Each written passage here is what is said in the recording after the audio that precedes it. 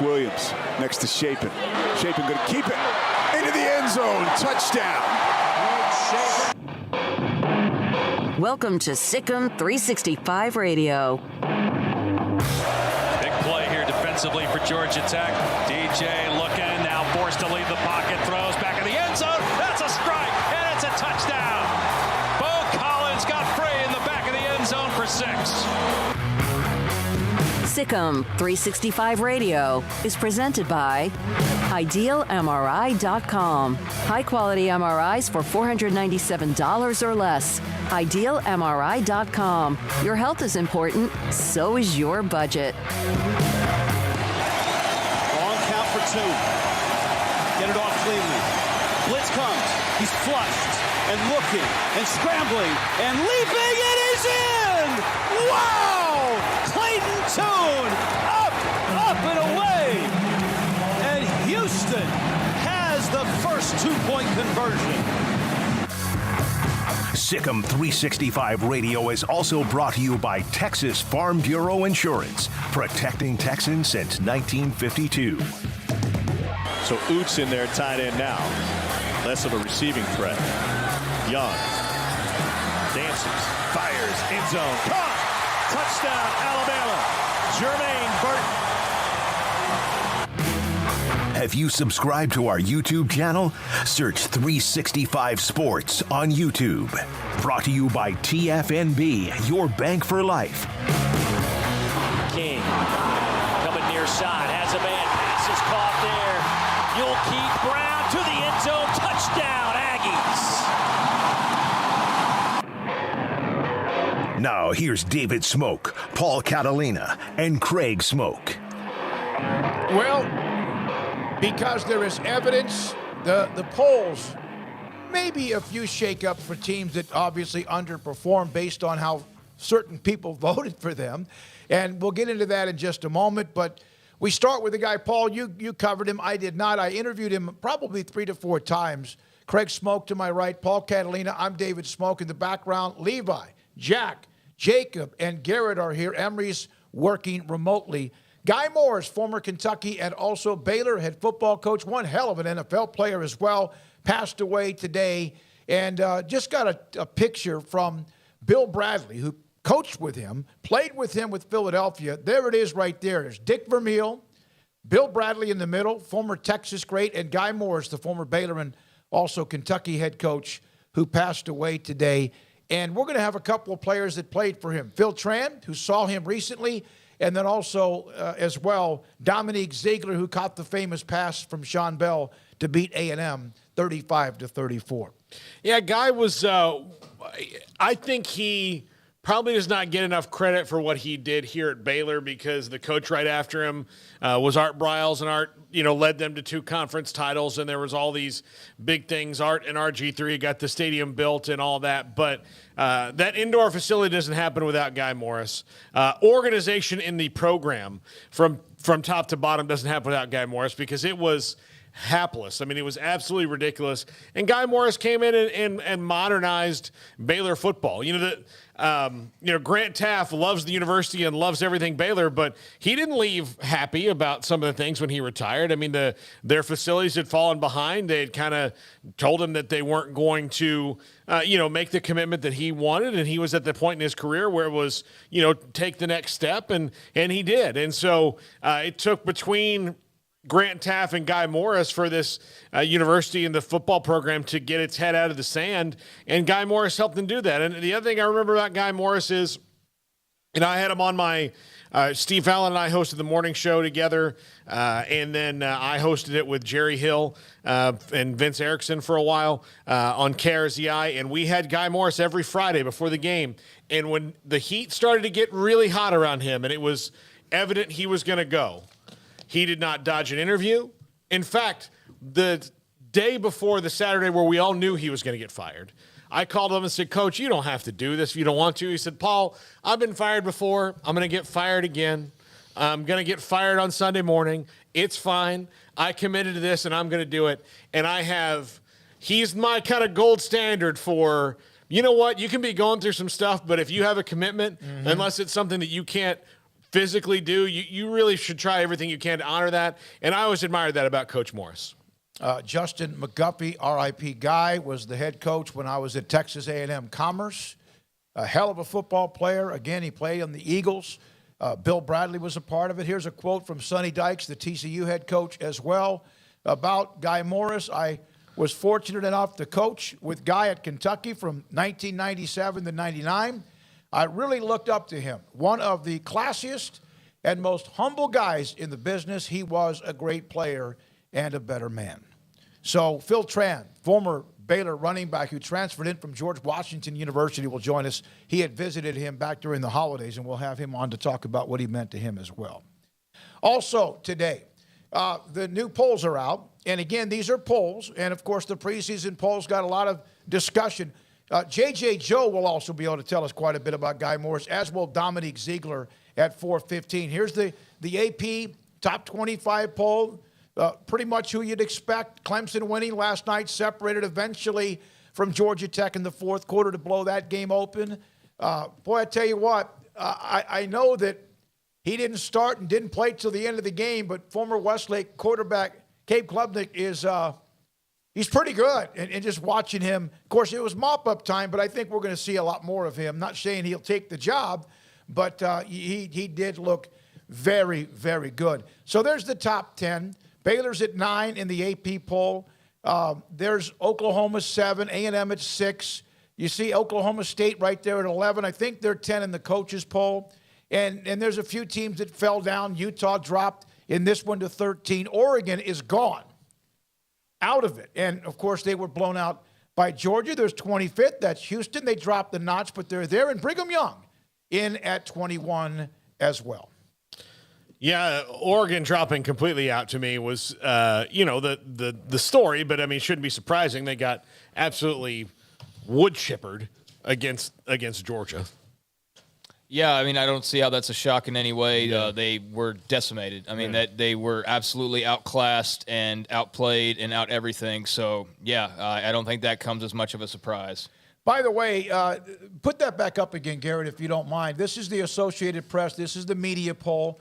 And you have Baylor at number 9. They're number 8 in the coaches poll. Alabama, Georgia, Ohio State, Michigan, and then Clemson. In the coaches poll, it is Alabama. Alabama, Georgia, Ohio State, Clemson, and then Michigan and A&M at number 6. So not much different. There, you can see pretty much the separation. What's funny to me is everyone who votes in the preseason, whether media or coaches, so they put Oregon up, at 11.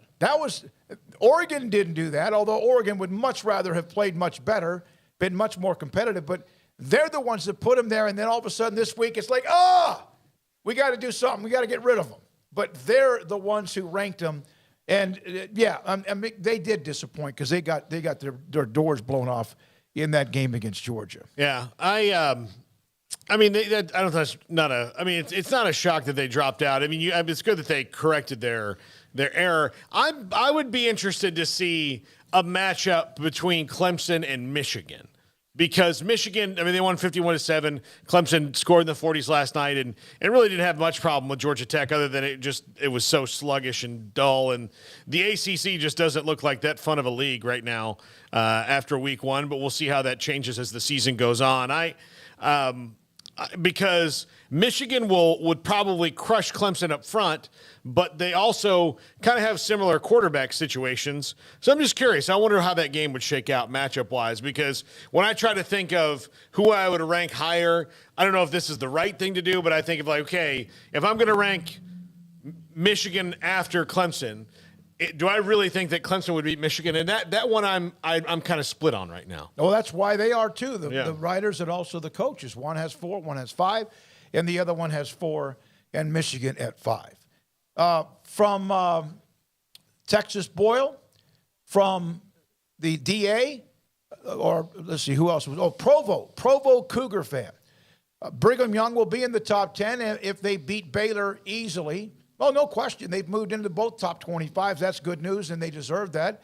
Probably, I thought, should have been in both from the beginning. But, again, it's just a preseason poll. Brigham Young wins that game, yes. You'll see them move up quite a bit, depending on if they win it soundly or not, because of Baylor being in 8 and 9 in either one of those polls. I don't know about jumping 11 spots after a win over Baylor in a home game that's late at night on a Saturday in your territory. I mean, yeah, they would have to beat them in a way that, like, Baylor's tail is tucked between their legs and they're not playing for the rest of the year. Like, I mean, that kind of a whooping because, I think there's a lot of advantages in BYU's favor, being at home, being a late night game, just being early on in the season, having a lot of guys back. Granted, Baylor does as well, but that's a significant jump. Like, you don't see teams jumping, 11, 12 spots. So if they were to do that, that would be mightily impressive, but I like the fact that, it's a top 25 matchup, so there will be that going for both teams. As whoever wins this one will be able to have a little notch in the top 25 wins category. So, good to see them both in there ahead of this game on Saturday. National Football Foundation, they have their Super 16. This is not anything that decides a national champion, but I get this, and so I also try to pass it along. They're top 10. Alabama, Georgia, Ohio State, Michigan. Clemson is 5. Oklahoma, A&M, Baylor, Notre Dame, and USC round out their top 10. Oklahoma State 11, Arkansas 13, and Utah fell from 7 to 16 after their loss on the East Coast. Well, I would say those 10 are the ones who probably had the best and most fruitful opening weeks. So it stands to reason, even though none of them outside of Ohio State were playing anybody that was really all that challenging to them. I mean, Georgia had Oregon, but I think we've dismissed that already. Oklahoma State quarterback Spencer Sanders is the inaugural for this year, the 10th year of the Earl Campbell Tyler Rose Award. He won the National Player of the Week. It's about offensive players or it can be offensive linemen, but rarely is it ever that. But Spencer Sanders named the Earl Campbell Tyler Rose Award National Player of the Week for his performance in their win against Central Michigan. Clayton Tune was very much in the picture for this. Tanner Mordecai of SMU, they blasted North Texas, was also very much in the discussion when it came to the best in number of votes. But Spencer Sanders wins that award this week. Craig Smoak is the one that compiles all the various stats and nominations for the weekly award as well.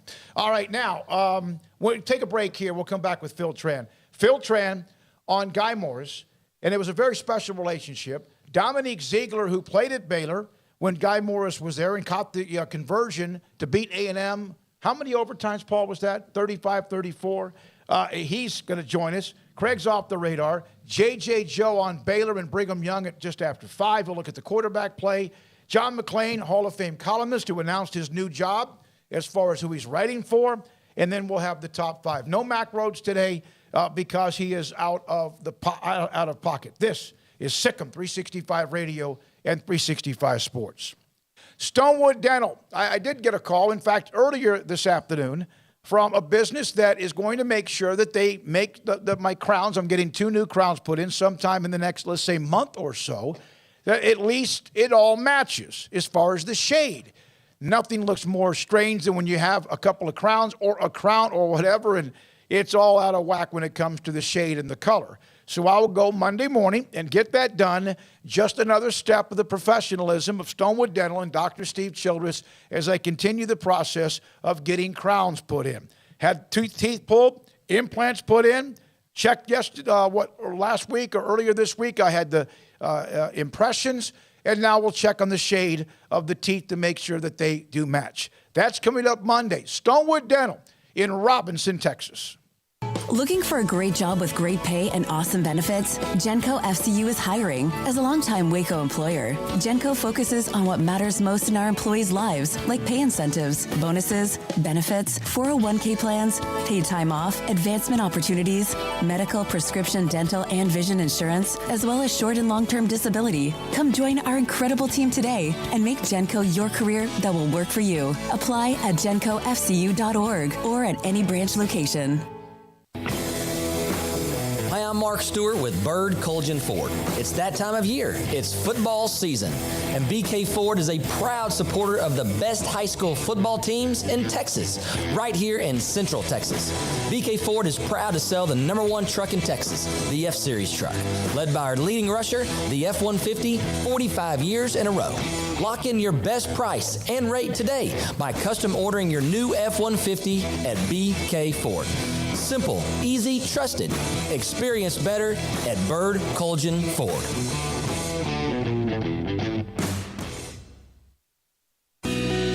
Camille Johnson Realtors guide you seamlessly through the process of buying your dream home or selling your current one. Commercial, farm and ranch, or residential, Camille Johnson Realtors can smoothly and successfully lead you through any transaction. With a team of 28 experienced agents who are excited about serving you, Camille Johnson Realtors services the entire greater Waco area. If you're in the market to buy or sell, contact Camille Johnson Realtors, 104 Midway Center in Woodway, or find them online at www.camillejohnson.com. Camille Johnson Realtors, elegant, charming, warm. Welcome home.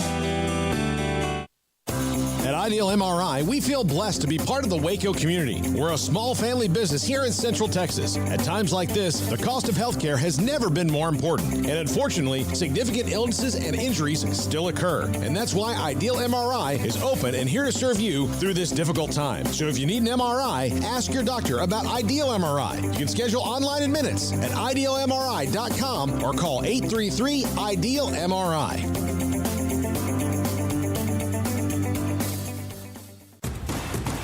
Hey, this is Bryce Petty, former starting quarterback and two-time Big 12 champion, and I know firsthand the importance of being in top shape both on and off the field. So listen up, men. If you're feeling beat down day in and day out and looking for that high-performance edge that separates the men from the boys, then look no further than the Petty Clinic Low T in Waco. Petty Clinic is a comprehensive men's healthcare clinic with an atmosphere catering to men. Board-certified Dr. Kent Petty has a special interest in offering the highest quality medical care to men of all ages. Some of the services offered include screening and treatment for low testosterone or thyroid, infertility, high blood pressure, diabetes, high cholesterol, sleep apnea, while offering comprehensive wellness exams and complete men's health lab panels. High performance men, remember, it's not just a Petty thing. This is Bryce Petty, encouraging you to reach out and Google search Petty Clinic Low T or go to pettycliniclowt.com and get your complimentary lab screening today.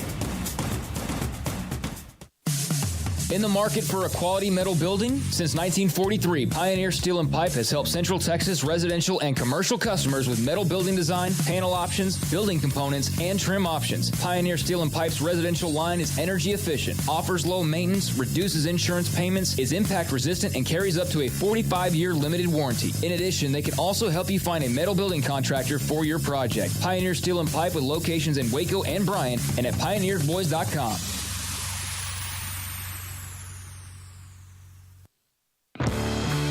Welcome back to Sikkim 365 Radio. The 3 o'clock hour is sponsored by Waco Custom Marketplace. Meats, sweets, Texas treats, and a cut above the rest. 425 Lake Air Drive, Waco. As we mentioned, former Baylor and Kentucky head coach Guy Morris passed away. Phil Tran, former Baylor, he was a transfer, right? I believe George Washington University, he was a transfer, running back at Baylor. And really got to know Coach Morris, not only just there, but there was a post he put up here, Garrett, if you have it, from Phil back I think this was last week. It was September the 1st. Grateful to have spent Thanksgiving in 2019 with my Baylor head football coach Guy Morris and his wife Jackie in Lexington, Kentucky. Coach Morris has been battling Alzheimer's since 2017. Recently entered hospice. Coach Morris is one of the greatest men in my life. We're now joined by Phil Tran on Sikkim 365 Radio, 365 Sports. And Phil, obviously you had a chance to see him somewhat recently, and it was just inevitable when they say hospice. We know what the answer is there. What are your thoughts about Guy Morris today? Oh, first, Smokey, thanks for having me on the program. I wish it was under better circumstances. But Coach Morris, yes, indeed, was one of the greatest men in my life. In 2017, he was diagnosed with Alzheimer's disease, and I wanted to make it a point to visit him as soon as I could. That opportunity came Thanksgiving of 2019. I went over to Lexington, Kentucky, where he and his family have retired, and spent some high-quality time with the family. It was great to see him. It's great to see Mrs. Morris and the rest of the family, and we just had a great time together. It was definitely a special moment and a very memorable moment. Phil, Guy might not get his overall due at Baylor. This record here was losing, and that was, he was the transitional coach, but he really did a lot of things that people didn't notice. What was it about him that really drew you here, and what are the things that people need to know about him that they don't? So real quick on my backstory. So yes, I did transfer into Baylor University after my fall semester in my freshman year at George Washington University. They actually did not have a football team, and I missed playing football a lot. So I knew I just needed to play college football somewhere. And I am a strong believer in Jesus Christ. I prayed to God for direction and guidance, and he led me to Baylor University, where I walked on to the Baylor football program and made the team. I came into Baylor University the same time that Coach Morris and his staff came into Baylor University, and he made a very strong impression on me. He's a hard worker. He's a strong leader. He's a great man. And he did much of the yeoman's work to really build and rebuild the program. As you have mentioned earlier in the program, much of the facilities that you see standing on campus today would not have happened if Coach Morris did not lay the groundwork for those facilities. And he was also putting together the pieces in place for the long-term success for Baylor football. There were seasons where if a couple games went our way, the ball bounced in our direction, we could have went to bowl game during my time at Baylor University. Didn't happen, but I treasure that time that I got to play at Baylor for Coach Morris. He's a very strong role model, a great Christian man, and I definitely appreciate his leadership and his impact on my life, and also the leadership and impact he made on the lives of all my teammates.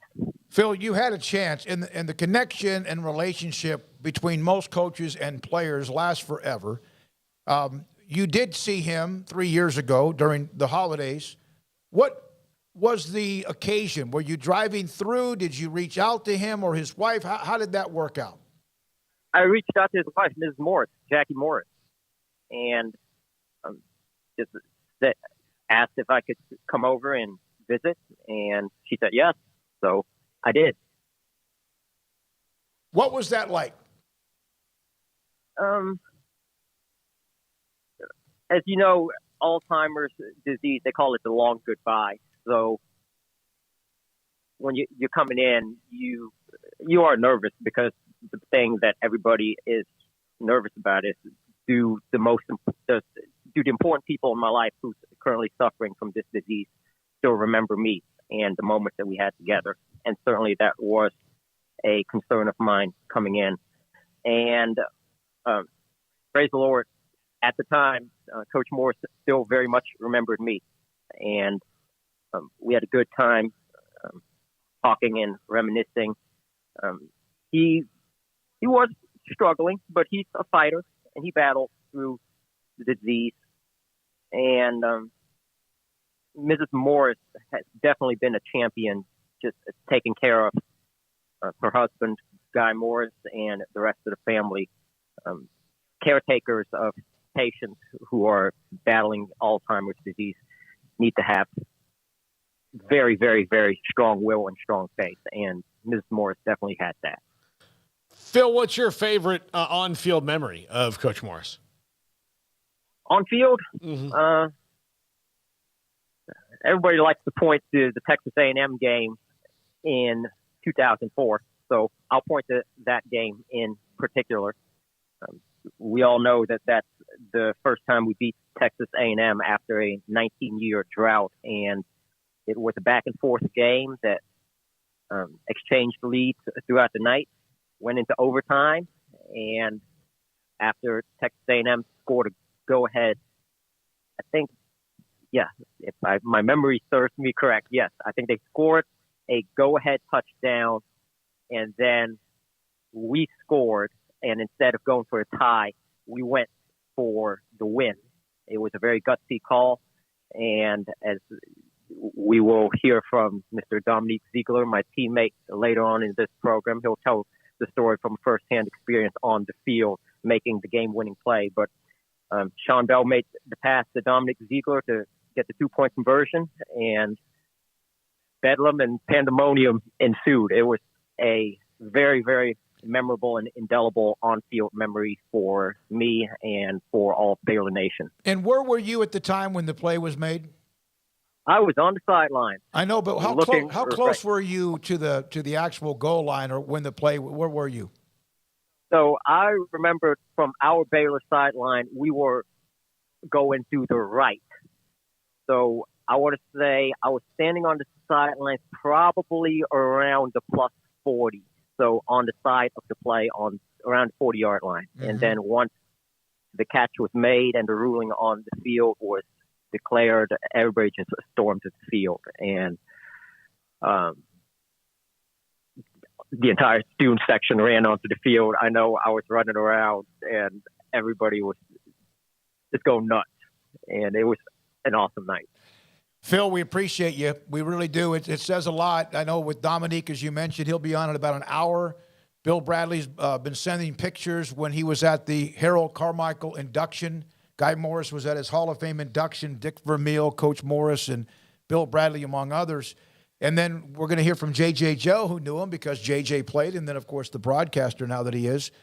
What's been the reaction among former teammates of yours? Has there been kind of a text chain going back and forth today? Yes. We've been communicating via text, via telephone, and social media about the news. And it's been very somber. Everyone is sending their condolences and their heartfelt prayers. And it's tough news. It really is. We knew it was inevitable, but it's tough to handle it just the same because of the tremendous impact that Coach Morris has made on all of our lives. You've handled it incredibly well, Phil. Thank you very much for being a part of today's show and also for being available. Thank you so much, and good luck getting through the day. Thanks, sir. Phil Tran, former Baylor running back, transfer from George Washington, who played there when Morris is right there, was on the sideline in that famous game with A&M. And it just happened to drop by, and he reached out to Mrs. Morris, Jackie. It went by to see his former coach at Thanksgiving 3 years ago. Bill Bradley's throwing a lot of pictures at me on text messages. We'll try to share some of those along the way today as well. From AF Blue, 82. So touching to hear Phil talk about his time in 2019 with Coach Morris, and a lot of you have said that he handled it very well, and he absolutely did. Yeah. And I think the thing that most fans will remember about Guy Morris is very unfortunate for him was the LSU Hail Mary. Brian Randall threw a Hail Mary, and Guy was getting Gatorade dumped on him in the midst of it, and Kentucky lost that game. But I mean, that's the indelible memory, but there was a lot more that you don't. And I, we got a text saying, like, don't, rewrite history. He was a big problem with their part of the wilderness. I'm not going to say that because he stepped into a situation where the woods were thick in that wilderness, and he cleared out a lot of it. Now, were they ever going to be really good under Guy Morris? Probably not. They didn't recruit really all that well. I remember there's one signing day where Tom Barfield and Butch Henry asked me, hey, can you write up something on this so we can have it for later when we talk about signing day? And there were 4 guys in that class that didn't even have rivals profiles. So those were the kind of things he was dealing with. But at the end of it, Art Briles was able to take this thing to a next level with a ton of Guy Morris players very early on in that. And so it wasn't if it's not for Guy, who knows what would have happened, because they were in the wilderness badly when he got here. He brought perhaps just a little stability, maybe a little professionalism to a program that was just absolutely awful for nearly 2 decades. Helped maybe. Was he a part of the Simpson Hires building? Was he a part of that as well? The indoor facility. The indoor facility was, he got that started. It didn't get built until after he was gone, but the fundraising and the commitment started for him. And Baylor had an indoor facility even as bad as they were before half of the elite teams in the country did. Yeah, and by the way, Sonny Dykes of TCU not only coached under Guy Morris, but Guy Morris played at TCU before he had his 15-year career with Philadelphia and New England, played offensive line. Just, a gentleman, no question about it, big old teddy bear, but a long-time coach. Kentucky, I mentioned that, Baylor, A&M Commerce. His last job was in 2015 at Lexington Christian Academy as a high school coach after his time in college. And Arizona Cardinals, a staff of the Arizona Cardinals. Mansfield High School, he bounced around at all the various levels. But 15 years in the National Football League as an offensive lineman, you know how tough a man he was. When we come back more, we'll look at the chat room today. Text lines open at 254-339-1122. Sikkim, 365 Radio, 365 Sports.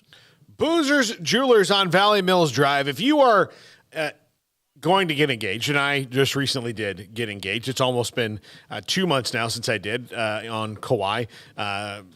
And before I got engaged, I had to get a ring. You got to get the ring. You got to get the perfect ring. Well, the way to get the perfect ring is to get a custom-made ring. Well, 9 out of 10 of the rings that Boozer's Jewelers does is a custom-made ring. And you have a one-of-a-kind fiance. They need a one-of-a-kind ring. I don't know anything about engagement rings. I know they exist and that they cost money. That's the only 2 things that I knew, and I needed to go somewhere where somebody could walk me through the whole process. So the best decision I made was walking to Boozer's. I talked to Brad. He set me up with the designers. The whole process took about 3 weeks or so, maybe even a little bit less than that, but that's about general of what it would take during normal traffic times. Maybe there could be an influx of business and it might take a little bit longer, but about 3 weeks to a month, you can have your custom ring done, and I get compliments on it all the time from people when my fiance shows it off. They say, you did a great job with the ring. And I say, well, I did a great job walking into the place that made the ring, Boozer's Jewelers. They got great situations on financing,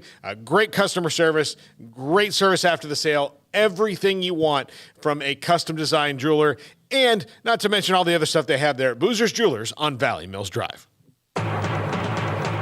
At Allen Samuels, our great selection of new cars and trucks come with amazing deals and competitive financing that makes you ask, why shop anywhere else? During the Labor Day sales event at Allen Samuels, purchase a new 2022 Ram 1500 Crew Cab Lone Star and receive values up to $7,000, or choose 2.9% for 72 months and get $2,500 bonus cash and no payments for 90 days. Shop with us today. Allen Samuels in Waco. Come by. Let's be friends.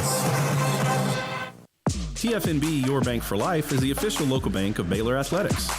Find out why more Central Texas are making TFNB their bank for life. Sign up for our Edge checking and savings accounts to earn interest or cash back. With 5 convenient locations and an award-winning mobile app, banking has never been easier. TFNB Your Bank for Life. Member FDIC.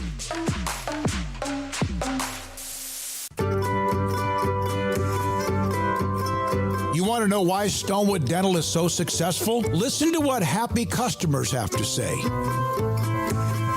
It's pleasant. It's different than any other dentist office. I really feel like they care. And it's not that you're here for 2 hours waiting on someone to take care of you. It's quick and easy, and I bring my kids, and my kids love being here too. They really love the treasure box. Staff is really nice and accommodating, real friendly. You feel more like home. It's not sterile looking. Everybody has their own personalized rooms with decorations and decor, and they'll even have a blanket for you when it's cold. I've recommended people to actually come here, and they are patients now. I really love it here. It feels like family. Learn more, stonewood-dental.com. After my first car accident, I feared the biggest damage would be to my wallet. I expected a mountain of bills and a long, drawn-out process. But my Texas Farm Bureau insurance agent was there when I needed her and helped me get back on my feet and in my car in no time. Instead of a hassle, I got reassurance and a quick recovery. Stop by and see our agents at one of our 3 McClain County locations. Coverage and discounts are subject to qualifications and policy terms and may vary by situation. It's summertime. There's picnics, reunions, cookouts, and so much to do. And Waco Custom Marketplace on Lake Air Drive in Waco is your home for the butcher shop that can help you with beef, pork, poultry, and seafood. They are spectacular at being able to deliver you whatever cut of steak you want. Bone-in ribeye, however thick you want it, that's great. They'll do it. Sirloin, T-bone, porterhouse, bacon-wrapped filet. And, of course, as I mentioned, they have pork, poultry, and seafood. Their Norwegian salmon is spectacular. Also, all of the sauces and seasonings you'll ever need, all the ingredients you'll ever need to make sure you have that perfect, flawless taste. So it's delicious whenever you take something off the grill. And a full-fledged bakery as well, with fresh baked bread and kolaches every single day. Up and down the aisle of Waco Custom Marketplace, you also have what you need, from knickknacks to snacks to more, at 425 Lake Air Drive in Waco, Waco Custom Marketplace.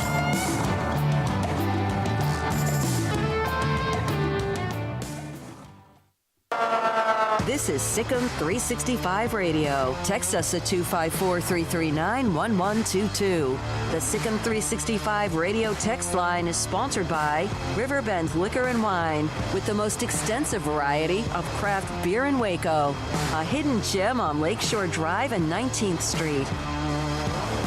We are right on the edge of hitting 24,000 subscribers, right on the edge of 24,000 subscribers. We appreciate all of you. A lot of you that, of course, are right now in the chat room, and some of you as well. 254-339-1122, which is the text line, brought to you by, I just went blank.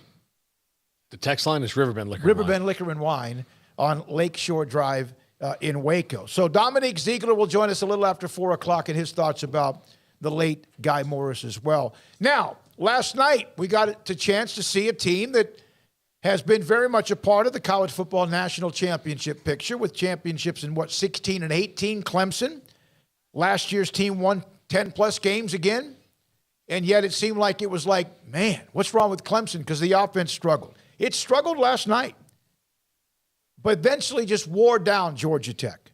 Jeff Collins, a guy that's on your hot seat. Craig, I don't know how much you watched the game as well, but that game was kind of like up in the air for a little bit at 14-10, and next thing you know, pop, the game was over.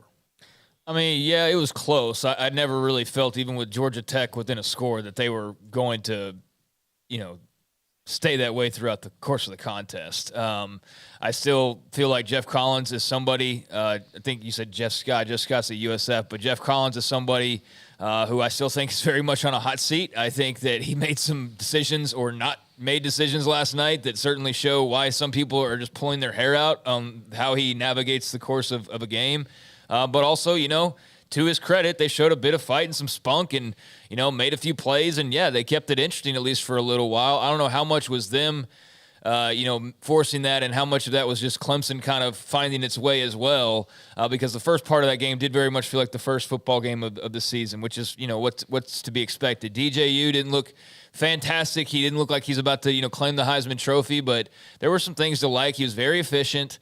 If you look purely at the numbers, I mean, he didn't have a bad game by any margin. There's certainly some areas of improvement that are still needed, and some bugaboos that Clemson fans have that are still there, that did not, disappear during the course of the offseason. So, that's just kind of, there's going to be some things that come with his game. It's not going to be perfect, but, I understand the excitement about Klubnik, but that was late in the game. And, I'm not going too much off of that, but I do think that you see the talent level there and you go, okay, well, DJU's good, but, if this guy's better and, gives us a better chance, I'm curious to see how that conversation kind of progresses. But yeah, I mean, Clemson looked good, great defense, skill players are good. I just think, it kind of revolves around the quarterback spot and how good is DJU going to be throughout the course of the year. But, on the downside of things for Clemson, just the ones that at least come to top of mind is there is a little bit of that magic missing. I don't think there's any question about that. You have the coaching changeover, you have the in-house hire. There's a lot of controversy about that, a lot of discussion about that over the offseason, and I do think that's something that even with the win last night, you look at that game and you go, okay, in the end, if you didn't know, you weren't watching, you're like 41-10, they smoked them, and yeah, they did technically, but it took a little while to get to that point to where you were like, okay, now it's a blowout, and I think there are some questions right now. I'm not going so far as like Dabo's lost his touch or Dabo's lost his coordinators and he doesn't have a Venables or a Tony Elliott anymore, so he doesn't like he's lost his magic. I don't think that's the case at all. I think that they're just in a program that has been so freaking successful that 10 wins last year is a down year, like you said, and they're in the midst of some change right now. So, we'll see how they navigate that change, but I see the reason for concern. I also see the reason for optimism, so I'm going to sit back and just let it play out. It makes you realize what Nick Saban deals with almost annually with his coordinators and others moving on, and he's about to face one, of course, with Steve Sarkisian Saturday in Austin. And Dabo's been lucky that he had this big, long run of them. Most coaches don't. The continuity was fantastic. Look at Kirby Smart, lost Dan Lanning, one national title, lost Dan Lanning. I mean, that's what's going to happen. And so Clemson was able to keep both Venables and Tony Elliott for several years after they won titles. That offensive line is still not up to 127 yards. They average 3.2 yards per carry. Yeah, it's still not up to what Clemson needs to be to if they want to beat the teams that are ahead of them right now, that offensive line has to be a whole lot better. It really does. Bottom line. Well, they don't have to beat any of them yet. Yeah, but I mean, that's what their goal is. Their goal is to win the ACC, which they didn't do last year, and to be in the college football playoff, which they weren't last year. That's where Clemson's, stature is right now. DJU, to me, I think there's an it factor with Cade Klubnik that I think will eventually probably snap up and change things, especially if Clemson loses to, say, NC State or someone like that down the line, and it's because of the offense that would make them make the change. But Dabo's pretty loyal, but he's played a true freshman in twice before in Deshaun Watson and Trevor Lawrence. So if Cade Klubnik is the guy, then he is the guy. Here's an interesting note. So my top 5 coaches on the hot seat yesterday, volume 1, 2 guys named Jeff, 2 guys named Scott, and 1 guy who's both. Oh, my goodness. And that guy might be the hottest of them all when all is said and done. But Collins made some decisions last night. Timeouts. Like one of them was like a 3rd and 2 coming up, and then he didn't even have all of his timeouts left, and he just called timeout, and Clemson picked up the first down. There was some very strange at the end of the first half. His game management was very, very bad. Yeah, I mean, it was bad enough early on that people wondered aloud on Twitter, and granted it's Twitter, if he's throwing the game, if he is interested in just not being the coach at Georgia Tech anymore. And I know that's like just the typical hyperbole and all that you get, but there were times when you're like, is this somebody that is trying to keep this job or somebody who is interested in going and just having a fat buyout of some sort? I don't know his contract stipulations, but and then they made some plays and they kept it close, and but a couple blocked punts. That's obviously not going to get it done, but that's great for the Tigers. I just think that Clemson's in kind of a it's the first week. That's kind of how I feel. Like I don't want to get too crazy over any results this weekend. We can all be like ration our judgment and go like hot takey and all of that. I just thought they looked like a good, better than most football team with a really talented quarterback who's not perfect by any means, and he could be imperfect enough that it allows another very talented quarterback to force himself into the situation. That's something they're no doubt going to have to navigate this year unless DJU just plays, flawlessly over the next few months, which he's not going to do. Wake Forest and NC State just coming around the corner. Yeah, I mean, we're going to see a lot here coming up soon. So, yeah, I mean, it's one game. Georgia Tech was never a game that I really was in fear for them in week 1. So it turned out kind of how I expected. It's just maybe a little bit rougher around the edges than you would think. But, again, it's week 1, so I think everybody's going to have a little rough around the edges. He didn't have a lot of time. The offensive line, that's an issue, yeah. They did not have a lot of time, and I think there was a little bit of that in him. And I saw a couple of NFL scouts, not NFL scouts, but guys who are former scouts or those who look at that saying that he really is like hyperventilating a little bit with the pressure.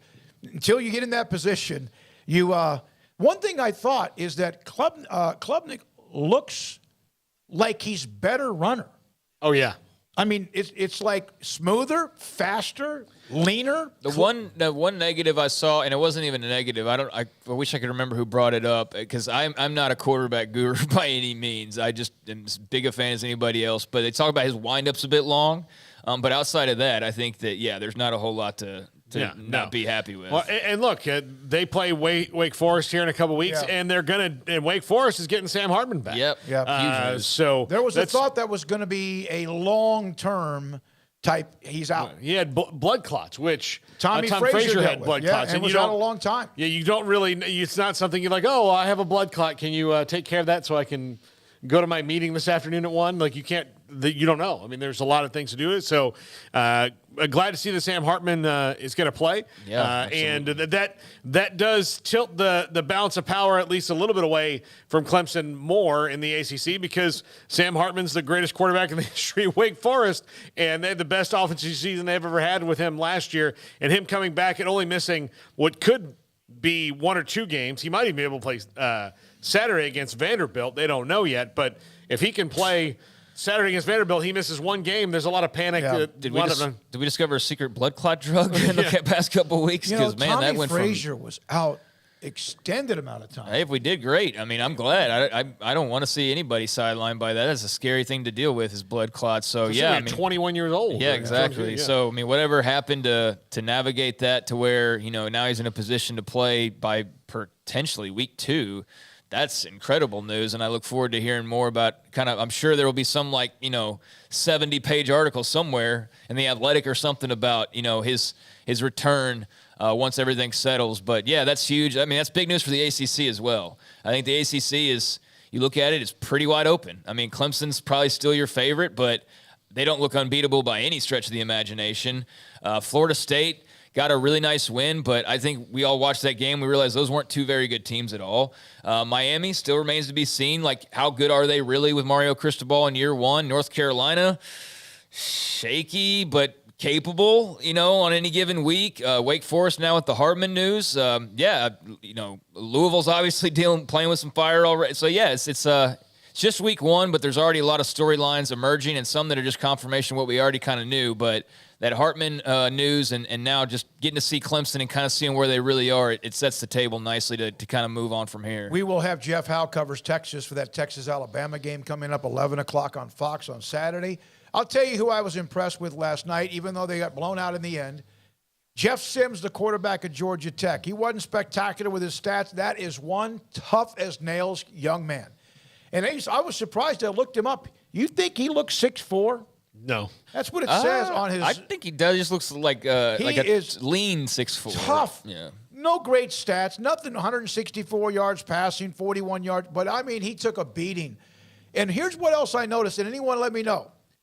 When you saw not all 22 players on the field the way the camera angles are, but when you saw most of them in the same screen, did it not look like every single player in a Clemson uniform was bigger and more alpha than most everybody wearing a Georgia Tech uniform? And that's not surprising, but I mean, across the board, they were just better. Yeah, and that shouldn't be, because, Georgia Tech for the better part of the last decade hasn't been very good, and they don't really have their identity, and I don't know what – it's surprisingly become very tough to win there.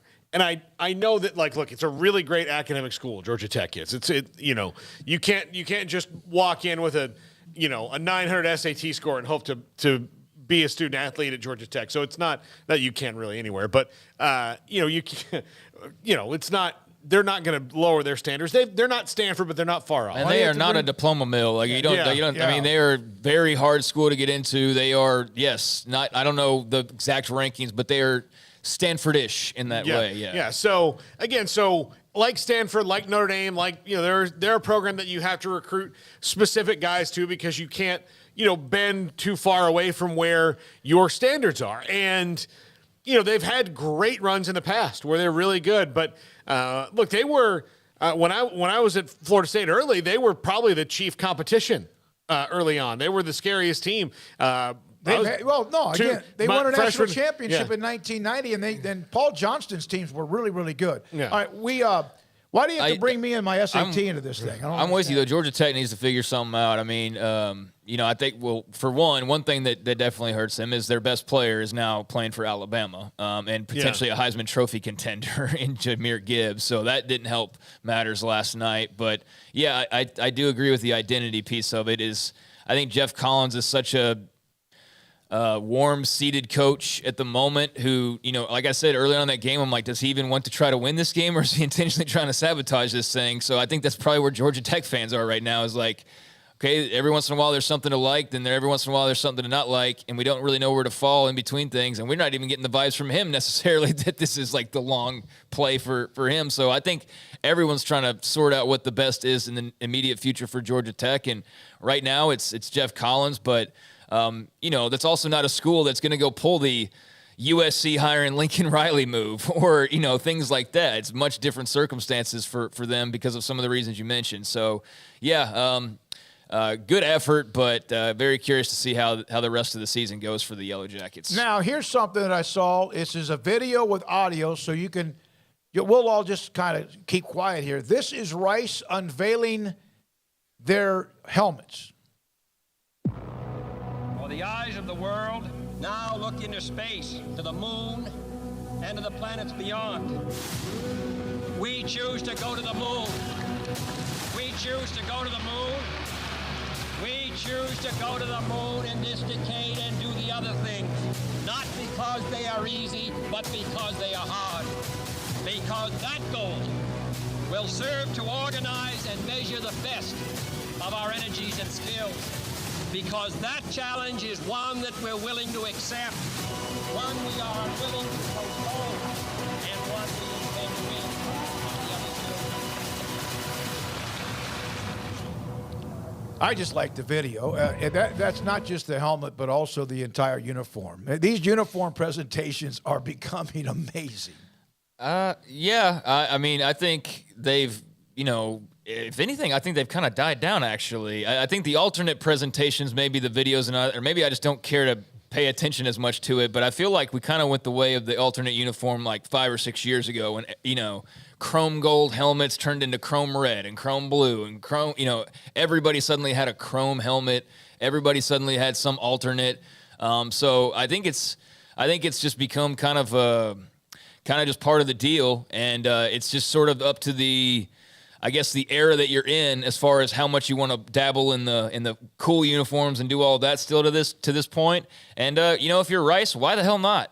I mean, you don't really have a whole lot to glom onto in terms of just like your pull and your reach and all of that. So, yeah, play up the Space City thing, play up the city of Houston, play up NASA and whatever works for you. And, yeah, I think that's cool to do. I like it when there's alternate uniforms that seem to have a purpose behind them rather than just, again, chroming everything like we saw a few years ago when that was the trend. But they're definitely better than the Astros space uniforms that I saw. What was that, last night? Yeah. Baylor, during the Art Briles years, had just a ton of different type of combinations, the chrome helmet, the matte helmet, all of that. And then, of course, when Rule got here, it changed. And it's really never gone back to much of that. I just got an email from somebody, a Baylor fan, talking about the uniform combinations. He wanted me to ask Mac when we get him next, which will probably be next Tuesday. Yeah, Rule had them initially. They didn't change over to Nike until, what was that, maybe Rule's last year, I guess? Yeah. But they definitely had, because I remember wasn't Taylor Young rocking a chrome helmet when he smashed Baker Mayfield? Yeah, you can go look in the bathroom at that poster that's in there. Poster board, yeah. But yeah, well, that's the thing, though, too, is in terms of the uniform phases, I like it when they do something unique like that, like UCF does stuff. Army Navy is always one that gets pointed out, and there's a lot of others as well. Plenty of teams still do the alternates and all that, but just the heyday of, like, that was 10 years ago almost now. You're talking about, like, that was 8 years ago at this point, so it's crazy how time flies. Yeah, I love that speech there, and it's awesome, and I would like to know what it's like to have a president that's not a senile old man or an angry old man. That's been kind of back-to-back what we've gotten, like when presidents made speeches like that, where they had complete sentences that didn't include an insult or a guy trailing off and forgetting where he is. It's nice. I don't know that we've heard too many presidential voices on videos, or that we will moving forward. Yeah, because it's just such a split thing. But yeah, I guess you can throw JFK's untouchable in that way, I suppose, where, you're not going to get too many people caught up. I'm not going to, ignore the fact that, he might have gotten elected because of the mob and all these other things. And, Marilyn Monroe and all that stuff. It's just nice to hear let me tell you a passionate speech about something and not like. No, you're right on that. Yeah, like it's nice. My father liked him a lot as a Naval Academy graduate. And then, of course, JFK was as well. What was it, PT 109? Wasn't that the boat? But you guys are much more the historians than I am when it comes to any of the speeches. Obviously, Reagan gave some great ones as well. Yeah, I don't want to dabble in politics too much because I absolutely hate the arena as a whole. But no, that sounded very presidential and very, yes. But, let's not forget that JFK was dealing with lots of issues, and that was by no means some perfect presidency on or off the field, so to speak. But, yeah, that was a cool video by Rice, and they definitely have a really cool history that I guess a lot of hardcore college football fans know about, but they've got some interesting intertwining stories that, especially with presidents and whatnot, that are pretty cool. So well done on the part of Rice. They can get in that space race with UCF and U of H and everybody else, just do a whole space uniform tournament of some sort. Somebody mentioned where he went to school, the Ivy League school, but he was a part of the Navy. My dad, a Naval Academy graduate, class of 1953. All right, 3:55. We're going to take you to the top of the hour. We've discussed Clemson. Georgia Tech is the only game last night. The Rice helmets, the top 25 polls, and the Guy Morris story, former Baylor and Kentucky coach who passed away, 15-year NFL veteran who passed away. We've heard from Phil Tran. We're going to hear from Dominique Ziegler on that as well. A couple of nuggets when it comes to what happens or some historical notes in college football from that college blitz that I get once a week. And then also today, don't forget, J.J. Joe breaks down the quarterback play coming up between Baylor and Brigham Young. There is a bunch of talk in the chat room. Houston and Texas Tech, obviously Texas and Alabama, BYU and Baylor. It's a bunch of good stuff going on in the chat room right now. Yeah, I need to find a proper middle ground for Texas Tech in my mind because I am sometimes influenced intentionally, unintentionally. I'm really bad with Texas as far as just giving them the benefit of the doubt over and over and over again. I get called a hater all the time, and yet I give them the benefit of the doubt more than probably anybody in America. And I'm always just a little off on them.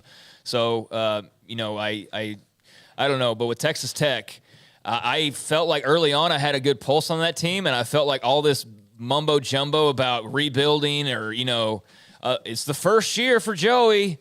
Like it's just the first year, like no expectations or whatever. And I know that they had expectations, but certainly nobody's going, well, they need to at least do this.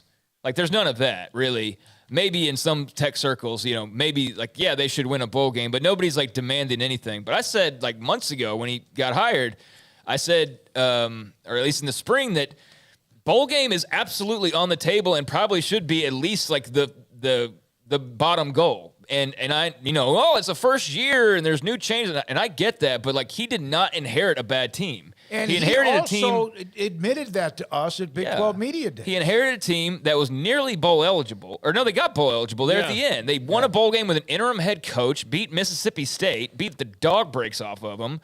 Went into the offseason, didn't lose a ton to the transfer portal or anything like that. Brought back an entirely full quarterback room. Brought back, a lot of skill guys. I mean, there were some holes to fill, but nowadays the transfer portal and all of that, you bring an entire new coaching staff who just got done scoring 1 billion points a game from Western Kentucky. I don't know. I never thought that this was going to be if they make a bowl game, that'll be some huge triumph for them. And I don't think the Tech fans necessarily thought that, but I do feel like there was let's give him time. Let's downplay the expectations a little bit. And I don't know. They're favored to beat Houston this weekend. They are the 3.5-point favorites. I picked the big one too. I picked Houston last night. I just think that they're, I just worry about the fact that whether or not it's a real thing or not, but just getting zapped by the game last weekend with UTSA and how emotional, and I mean that was down to the very end and swings and tides and all that.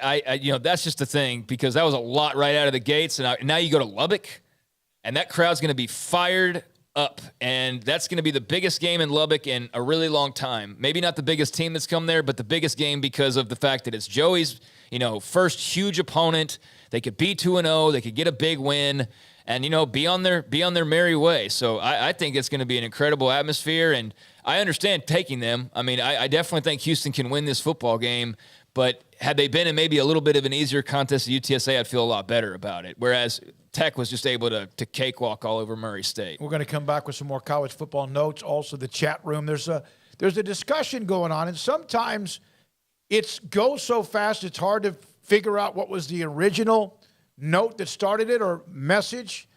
Something about cold weather. Like, there are discussions about what's going to happen in the playoffs when the SEC or South teams have to go up and play in, if they do, the northernest of schools or whatever with weather. How does that affect things? Well, that's also why home field advantage. It's not like it doesn't get cold a lot of places, but there is a different cold, and I'm seeing some talking about minus 12 Celsius and all that. We'll get into that. Y'all don't want to see Lincoln Riley in January in, like, Ann Arbor, Michigan. I want to see it. I do. Like, screw going to Mercedes-Benz Stadium. Do you know who wants to see that? Lincoln Riley, because that means they're in the playoff.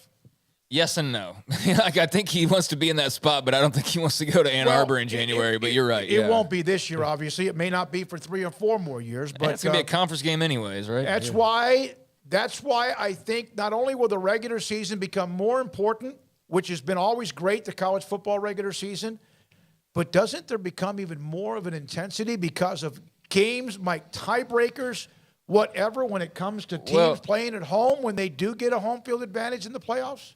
Well, yeah, I think never happened before. I think there's some definite advantages to what they're looking at doing with 12 teams. Obviously the season right now is the main focus, and by the time they actually establish it, I mean, who knows? It could be 45 teams, and I will say, like, I'm on board with 12. I'm not so fond of 16, and they're already, there's a little smoke out there about that. Like, that's where you get me twisted up on it. But I think that.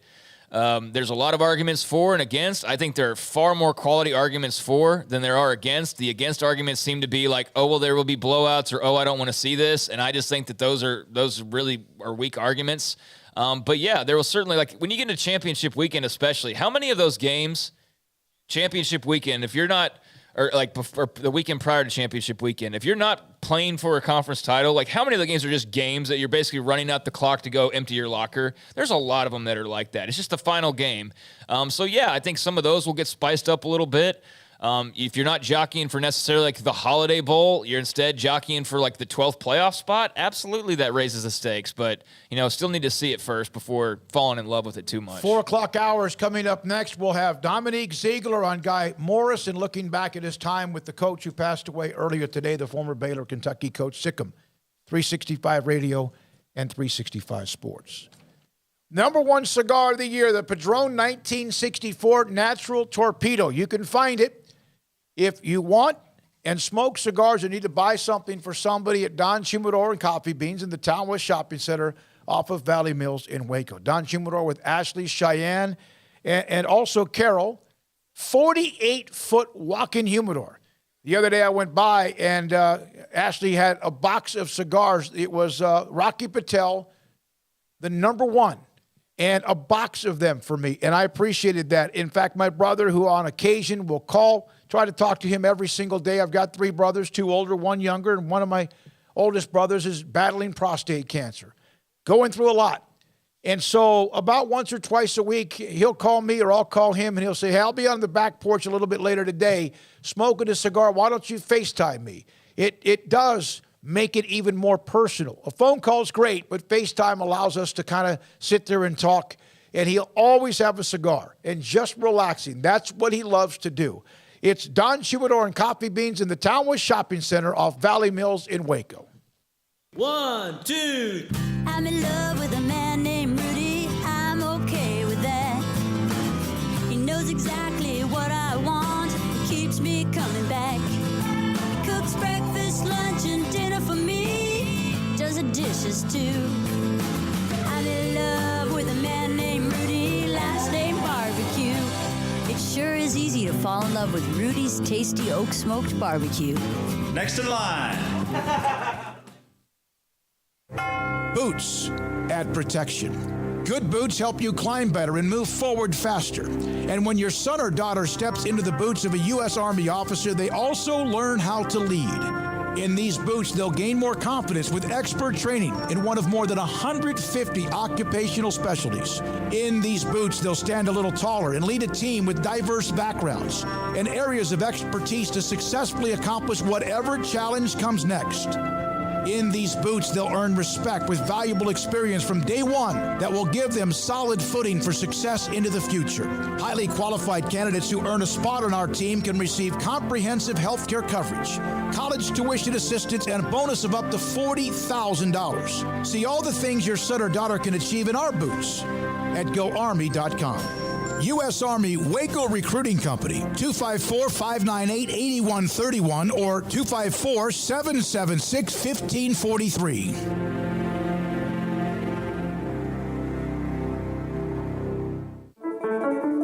One size fits all. That may be all right for an adjustable belt or cheap sunglasses, but when it comes to your financial needs, no one wants a one-size-fits-all strategy. Cam Heathcott, your Edward Jones financial advisor, knows that his most important goals are yours. That's why he takes the time to understand your needs, knowing you. That's how Edward Jones makes sense of investing. Cam Heathcott, covering Conroe and Houston, 936-756-7717 or cam.heathcott@edwardjones.com. Edward Jones, member SIPC.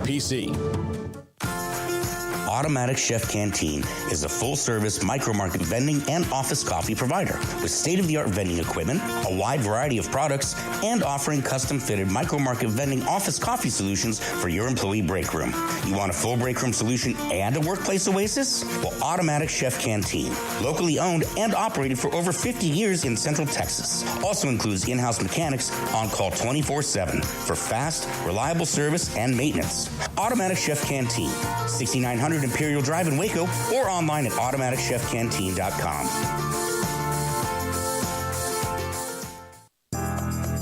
Riverbend Liquor and Wine, Lakeshore Drive, North 19th Street, right behind the bank, is a hidden gem in Waco. If you're a fan of bourbon, especially local Texas bourbons, that's where you gotta go. Balcones, TX, Devil's River, whatever it is, they've got it. Riverbend Liquor and Wine, plus the best selection of craft beers in Waco, seasonally churned out throughout the year. Whether it's spring, summer, fall, or winter, Riverbend Liquor and Wine, best selection of craft beers, a speedy drive-through window, and excellent customer service. Find out more on Instagram or just go by and see them. Lakeshore Drive at North 19th Street behind the bank.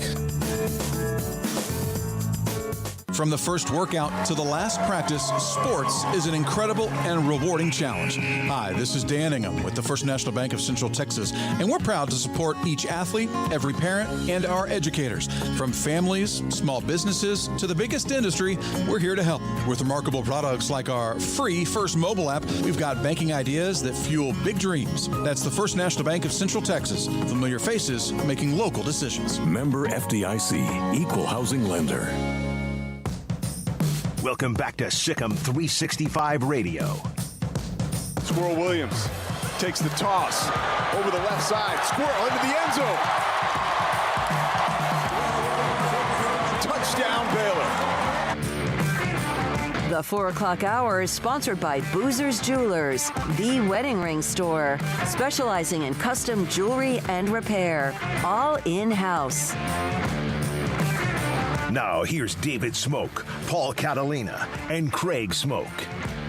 There's a stat. This is called the Blitz. I get an email, theblitzsports.com. But there's a stat, and they always have something a little bit unique. And it's also filled with every 131 FBS football programs, who they've played, and then, of course, who they still have on their schedule. It kind of reminds me of what the newspapers back in the day, not sure if they still do, when they have the entire page of schedules. But there's always some notes here.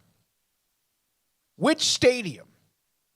And yes, the amount of years it's been open might help, but also the teams that play in those stadiums have to be pretty good. Which two stadiums in college football history have had the home team win more games in that stadium than anywhere else? Which stadium in college football history has had the home team win more games than anybody else? Yep. So, for example, I'll give you this one. Boone Pickens Stadium, Oklahoma State. And it wasn't always that. It was opened in 1919. They're among like the top 15 all-time wins. And it's been open since 1919. Sun Devil Stadium is in the top probably 30. It didn't open until 1958. So that's going to, that's 30, 40 years. Like Michigan? That's what my first thought went to as well. Michigan is 5. I don't Harvard? know. I don't know enough about the stadium histories to go like that one's been open long enough, or that one's, you know what I mean? Here's number 5. Big House was my first thought. Michigan, 5, 444 wins in the Big House. All right, what about what's in Philadelphia? Penn. Yeah, that Penn Stadium. No, the highest wins for any kind of a school in that area or around that area, Army. Michie Stadium opened in 1924. They're probably around 20. Michigan won. Where's Kyle Field? That's a pretty old stadium. Yeah, but we're talking about wins. Yeah. They've been there a long time. Yeah, they've been there a long time with a lot of 6, 7, and 8 win seasons. Oh. Notre Dame Stadium. Hey, my dad's joke was when he was there, they used to kiss on first downs. Notre Dame's outside the top 10. Number 5 is Michigan. Number 4, the Horseshoe, Ohio State. Number 3, L.A. Memorial Coliseum. 460 wins from USC, Ohio State 457, Michigan 444. And then Wait. How many does Ohio State have compared to USC? 457 to 460 at home. Oh, I thought you were saying at the Coliseum. I was like, wait a second, what? They're 450, 460, 146, and 27 USC. A lot of that 146 is recent. Yeah, no, I thought you were saying Ohio State had that many wins at the Coliseum. I was confused. No. Yes. No. Man, they play there a lot. Tied for first. Neyland Stadium opened in 1921, 478 wins for Tennessee. Bobby Dodd Stadium at Georgia Tech, 478 wins. They both have the same amount of wins. Now, Georgia Tech has 65 more losses there as well, and not as nearly as good a percentage. I was thinking that Notre Dame would be up there. Notre Dame Stadium opened in 1930. And then you wonder about someone like Alabama, right? Well, they forever played games in both Birmingham and Tuscaloosa. Mm-hmm. And so Bryant-Denny Stadium is well down the list, but just a little nugget about that. Some other college football notes from the weekend. Ohio State has now won 23 consecutive season opening games. Yeah, and I guess a lot of those were probably marquee matchups too. I mean, I don't know how many of them, but they certainly haven't shied away from playing big opponents. I mean, they are, I think, outside of Alabama, like they are the program, I think, from like just top to bottom. I think Clemson was that a couple years ago, but now that they've sort of not fallen off, but just taken a step back, I think Ohio State has just consistently, more than anybody that's not named Alabama, been there like pretty much year in and year out through coaching changes, through drama, through like all the different rules in college football. I mean, they continuously pump out high-level NFL talent. They're always recruiting well. They're always one of the most watched teams. And yeah, they're just year in and year out, they're always a threat. I mean, there's never like Ohio State's not in the mix at all. Like that very rarely ever occurs in the last 20 years. Well, even if like they're not in the national championship mix because they maybe lost early in the season, they're still in it for the Big Ten title. Oh, yeah. Or they're good. Beat Michigan. If you look at, and I don't know, like who was between Woody Hayes and John Cooper, Smokey? Jim Tressel. Well, no, that was just Earl Bruce. Bruce. So, like, you go Woody Hayes, Earl Bruce, John Cooper, Jim Tressel, Urban Meyer, Ryan Day. They have absolutely not had any gaps in that where they've been awful. Okay. I mean, like I know they had the interim year with Jim Tressel where I guess that was Luke Fickell was the head coach. And that team was kind of a mess because of all that. But immediately, Urban Meyer comes in, turns it around. Ohio State is the most consistent college football program of the last 50 years. Yeah. That's ahead of Alabama, Oklahoma, Nebraska, USC, Texas, any of them. Alabama, Penn State. Oklahoma had the long stretch between Barry Switzer and, they're up there Bob too. Stoops. I mean, they're up there, but like... Give me the last time Ohio State had a losing record. Well, Luke Fickell, weren't they like 6-6? And that's easy with Oklahoma. A losing record. A loser, so that wasn't then. That's easy with Oklahoma. You go like, okay, what was the year before Bob Stoops was hired? The first year under John Cooper, they went 4-6-1. The year before that, they were 6-4-1. Earl Bruce's last year. Here's another thing about continuity, which my favorite program used to have, and they have it now for 20 years. You had Woody Hayes forever. Earl Bruce was there for about, I'm going to say 8 to 10 years. John Cooper was there for over 10 years. Jim Tressel was there for nearly 10 years. Fickle came in, as you said, interim, then Urban Meyer for 5, and then Ryan Day now has been there for the last 5. They have not had a losing record since 1988. Yeah, I mean, they are one of the IT programs and have been pretty much my entire life. And the last time before that was 66. Yeah. Yep. That's crazy. All right. They have been as consistent as anybody, and that's, you said 50, Paul, and that's about right. Georgia's the third team in the past 15 years to score a touchdown on each of its first 6 drives against a ranked opponent, joining Ohio State against Michigan State last year, and South Florida versus Navy in 2016. Oh, well, I mean, we all remember the 2016 South Florida versus Navy. I don't know if it's my 1A or 1B for my favorite game of all time. Yeah, I mean, favorite stretch of all time. Stop. Yeah. Rutgers was forced to punt in what was a goal-to-go situation in the first quarter. There has been exactly 1 punt on a goal-to-go situation by an FBS team in each of the last 4 years. So they had to have had personal foul, they had sacks, whatever, right? And they ended up punting when they had goal-to-go from at least the 10 or the 9, maybe the 2 or the 3, and they punted. Yeah, Rutgers is easy to make fun of, but they got a nice win over the weekend. So kudos to them for opening up the season with the W. All right, when we come back, he was a part of the Guy Morris football team. When Guy Morris was at Baylor, he was a part of that dramatic win against Texas A&M when Sean Bell hit him for the 2-point conversion. Dominique Ziegler, who's just now getting out of class from teaching, will join us next on Sikkim 365 Radio and 365 Sports. Baylor University is where lights shine bright. So, let there be light. Let there be roommates and teammates, scholarship and championships. Let there be fresh starts and new traditions, fast friendships and lasting impacts.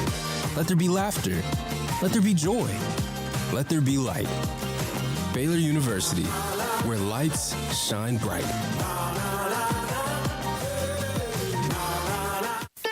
Don Humidor, your home with a 48-foot walk-in humidor with the elite cigar brands from around the world, including the #1 cigar of the year, Aging Room Cuatro Nicaragua. Plus, they have the great brands like Macanudo and Artur Fuente, Rocky Patel, Aston, and so much more. CBD, great for sore muscles, aches and pains, sleep, Vita Dreams, and anxiety, mild depression, general health and wellness. Their staff very knowledgeable on the subject. If anyone is curious about CBD, ask Carol and Ashley. Don Humidor in the Townwest Shopping Center off Valley Mills in Waco. There are 26 letters in the alphabet, over 600,000 words in the dictionary, and just 3 of them said together can change everything. Let's order pizza. Those 3 words lead to dough made from scratch and 3 fresh signature cheeses that blanket golden crust in a heavenly melt on Marco's Pizza that'll blow your mind. So visit Marcos.com to order and stop by Marco's Pizza in Belmead, China Spring, Woodway, and in Robinson. Marco's. Pizza lovers get it. Cars priced right both day and night. Average your car in Texas. Trucks built for you, red, white, and blue. Average your car in Texas. Cars that zoom with lots of room. Average your car in Texas. Count on us, a dealer to trust. Average your car in Waco, Texas. Pizza, burgers, and Bears football. There's no place around Waco that serves them all other than Bubba's 33. Come show your green and gold and enjoy some of Waco's best food and beverages while watching your favorite team, the Bears. When real Bears fans get hungry, Bubba's 33 is the #1 spot for ice-cold drinks, hand-stretched, stone-baked pizzas, and bacon-infused burgers. Join us for indoor or patio dining. Bubba's 33, Waco's restaurant and proud supporter of Baylor Bears football. Sick 'em, Bears. Hi, this is Paul Catalina. Catalina. I recently got engaged to the love of my life, but the most important thing that I had to do before I popped the question was get that perfect ring. And I know nothing about rings. So I went to the wedding ring store, Boozer's Jewelers on Valley Mills Drive. I knew I needed a custom design, and that's exactly what they do. 9 out of 10 of their engagement rings are designed in-house. The entire process took less than a month, and they were great every step of the way. Great options on financing, excellent selection, and talented designers. My fiance and I get nonstop compliments on the ring. I only deserve credit for doing the smartest thing I could, walking into Boozer's and letting them work their magic. Your one-of-a-kind fiance deserves a one-of-a-kind ring, and that's what you get at Boozer's. Boozer's Jewelers, the wedding ring store on Valley Mills Drive. Welcome back to Sikkim 365 Radio. Want more updates during the day? Follow 365 Sports YT on Twitter. Former Baylor and Kentucky head coach Guy Morris passed away earlier. Phil Tran, former player at Baylor, was on with us earlier about an hour ago. Paul and I traded a text message or two when we got the news, and he said, well, let's look at this. And Dominique Ziegler was obviously a name. Trent Shelton among some others as well. Dominique Ziegler joins us on 365 Sports. Dominique, thank you so much for your time. I know you're just getting out of class and doing what you do, thank goodness, with the education. What was your reaction, and what are your thoughts about the legacy of Guy Morris for you? Oh, my reaction is just like anybody else's, not just from the Baylor family, the Morris family, but, even the reaction from the NFL. You hate to see a loved one, leave this earth. And unfortunately, he's not with us. But I will say that I think he's in a better place just because he's been battling with Alzheimer's for a while, and you could physically see it on him. And so I'm just glad that coach isn't hurting him. Dominique, you were part of probably his greatest moment at Baylor. You caught that 2-point conversion. What were his particular emotions in that moment? Oh, it's funny you asked that because I can remember vividly catching the touchdown and then going over to the sideline and him saying, Zig, come on, let's get back on the field. We're going for 2. And I looked and I'm like, oh, that means we're trying to win the game right here. So, in my mind, as soon as he said that, I was all for it. It was a great call by him wanting to go for 2 and end it now because, anytime you're the underdog already and you have a ranked opponent at your house, in overtime already, you want to kind of go ahead and send a knockout blow, and we were able to do that, and it was a great call by Coach Moore. Yeah, and Paul mentioned this, perhaps the best win in his time at Baylor. You guys didn't win a lot. That's obvious. Mm-hmm. But what did he teach you about life and winning there? Oh, I mean,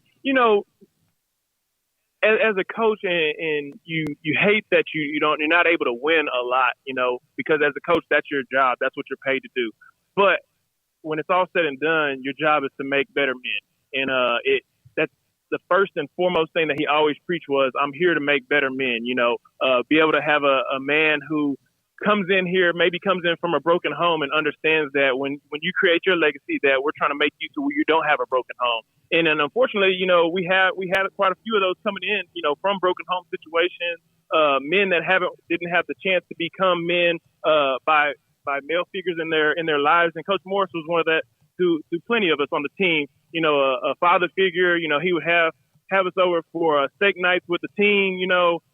Showing us what it's like to raise daughters of his, how it is to be a man to raise daughters. So it was plenty that he was able to teach us besides the X's and O's, and most importantly, it was just becoming a man and standing on your own too. Dominique Ziegler, former Baylor wide receiver, with us on 365 Sports. Dominique, you and Sean Bell in that class that kind of came in, you were kind of the transitional group. And I know that you played with Coach Briles as well between those eras of Baylor football. What would you say that Coach Morris brought as far as organization and structure to a place that didn't really have any, even though, his record was not going to be talked about in the annals of Baylor history, but there were things off the field that he did really well? I think he brought toughness and he brought accountability, coming in from Kentucky, he had some success there. And then ultimately, playing 15 years in the NFL, which everyone who strives to, ends up getting a scholarship and going to college, that's what their ultimate goal is to go to the NFL. So he was able to, bring the knowledge from the highest point and let people know exactly what it takes to get there, and bring, coaches in like Coach Jackson who have been, who played 13, 14 years in the league, and just, help us understand what it takes, not just to get there, but to stay there. And it all starts with accountability. In the NFL, you're going to get fined for every little thing, So when you're at class, when you're supposed to be at class and you're not there, if this was the NFL, you would get fined. So let's just be accountable. He was always talking about accountability because, like I said, again, he was coming, from a place where you were held accountable at all times. And the way you were held accountable by was taking money from your pocket. He wanted to make sure if anybody who had that chance to make it to the NFL, he wanted to make sure that you were able to always keep the most amount of money by not doing anything foolish, getting fines because you worked hard for that money. So don't give it away by being late, doing things you're not supposed to do. So just holding each other accountable.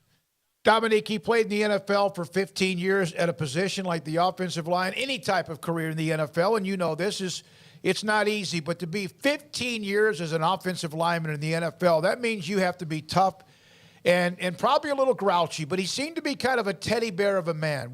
How would you describe him?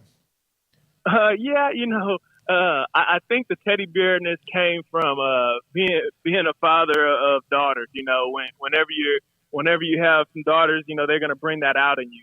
So whenever we were able to see him with his children and interact with them, you would always see the teddy bear. Whenever he was out on the field, sometimes you would be like, "Can I approach Coach Morris?" Just because of the simple fact it's an offensive lineman demeanor. It's all about getting the job done. No horseplay.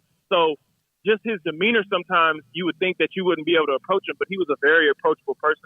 We've talked many of times, just one-on-one conversations. And it's just, getting to know him as a person because, like I said, he's always had to have that seal of armor being an offensive lineman and playing in the league for 15 years that he's used to showing so much toughness that it was just on his face at all times. But deep down inside, he was a nice man. You guys had kind of you had Bill Bradley, who's been sending us a bunch of pictures today, who is one of the crazy funniest people I've ever met in my life. Yes, you had this really amazing, different kind of personalities on that staff. What was it like to see those coaches kind of gel together? Oh, it was a fun time to be around. Again, yes, granted, we didn't win as many games as we would like to, but they always kept us in high spirits. And they kept us, in terms of being around there, always wanting us to come back there. It was never a moment where you just like, man, I just can't wait to get out of here. And that's a tribute to the coaching staff, when you're in dark times, being able to bring the light out. And that coaching staff was able to do that, with Rooster in terms of Coach McGriff, Coach Jackson, Coach Bradley. As you said, Coach Bradley was he was a character. You had Coach McGriff, who was we called him Sergeant Slaughter sometimes. I mean, he was no nonsense, but it was no nonsense in a funny way. So that coaching staff was able to be able to have fun, but also get down to business as well. When so many reflect back on the win against A&M, the play and all that, and what he said to you guys on the sideline, what was the rest of that day like after the game ended? Oh man, I can remember, coming off because, as we've already stated, unfortunately we weren't allowed. We didn't win a lot of games, right? But when we won that game, it almost felt just surreal, just because that's what every athlete is, coming to college for. Big time games, Halloween. You get a big upset. Now you have ESPN. You're wanting to interview you. You have your highlights being shown on SportsCenter. You have people making top 10 plays. The next day you see it on articles. So just that whole moment was surreal. Just because you come to Division I football and you want to play in big games, and the more you win, the bigger the game is. So we were able to win that big game, and now it's just let's keep it going. But big games are another weekend in Baylor football. Dominique, do you remember the last time you saw Coach? The last time I seen Coach was, I want to say probably 2013, 2012 time frame. So it's almost been about a decade. What did you guys It talk was around the Texas A&M Commerce. What we talked about? We just talked about, wanting to win more games like any other person who wasn't able to win enough. We felt like we had some pieces to be able to win some games. We just, needed maybe a couple more, and just wanting to be able to fulfill that. He's saying, I'm sorry about not being able to take us to bowl games. And I say, ultimately, yes, you are the X's and O's, but it's our job to fulfill that. And we didn't get the job done. So, it was just one of those deals where we were just both talking about how we wish we could have done more because, you miss those times. Dominique, the Baylor football, Brigham Young coming up this week in Provo. You know what they did last year. It's been a strange 10 years because of the ups and downs. Your thoughts about what Dave Aranda's done at Baylor? Oh, it's been amazing. He's been able to go in there, from the sideline, in terms of sideline watching it from the TV. He almost looks like a no-nonsense type of guy, too, because, you don't know if he's smiling. You don't know if he's serious. I mean, it's a straight face, and he's all about business. But you can tell that inside that locker room and inside the meeting rooms, they're having a bunch of fun because it shows out there on the field.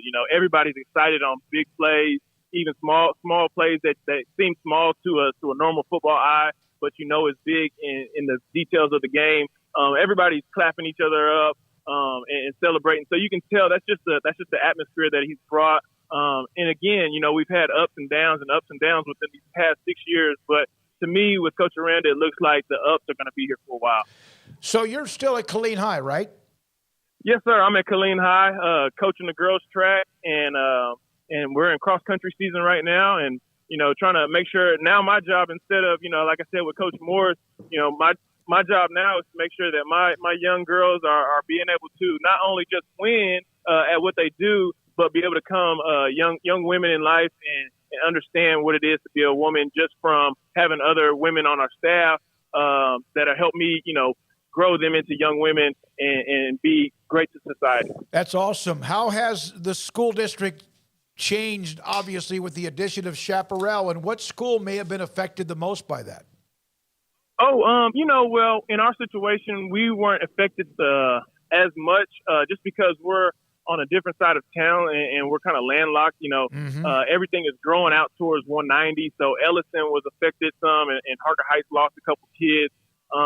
But we weren't affected as much. I look at it as a nice job for us because we get to go to 5A. And don't get me wrong, I like being in 6A and playing, all of the toughest teams. But we were in a bye district with DeSoto and Duncanville and Cedar Hill. So our first round of the playoffs, it didn't matter what sport it was, we're going against, the best in the state. And yes, we may have some really talented kids here, but the problem is when you get to the 2s and the 3s, when your top guys are winded or hurt or something, maybe you just don't have enough depth. So, numbers matter, and I felt like we should have been 5A a couple years ago. We were always been, 50 people away from being 5A. So when you're going into, it matters having 2,100 kids versus 4,000 kids, because when you have 4,000 kids, you got a couple more guys you can pick from the team and help the team out. So did you feel sorry for Midway being in the district with Duncanville, DeSoto, Cedar?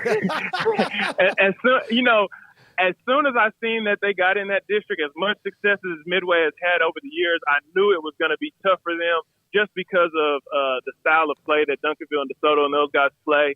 I'm not saying that I felt too sorry for them because, hey, they just played in the state championship and they got a lot of winning out of these last few years, so they took some lumps, and I'm pretty sure that Midway and that staff will get them boys back on the right path.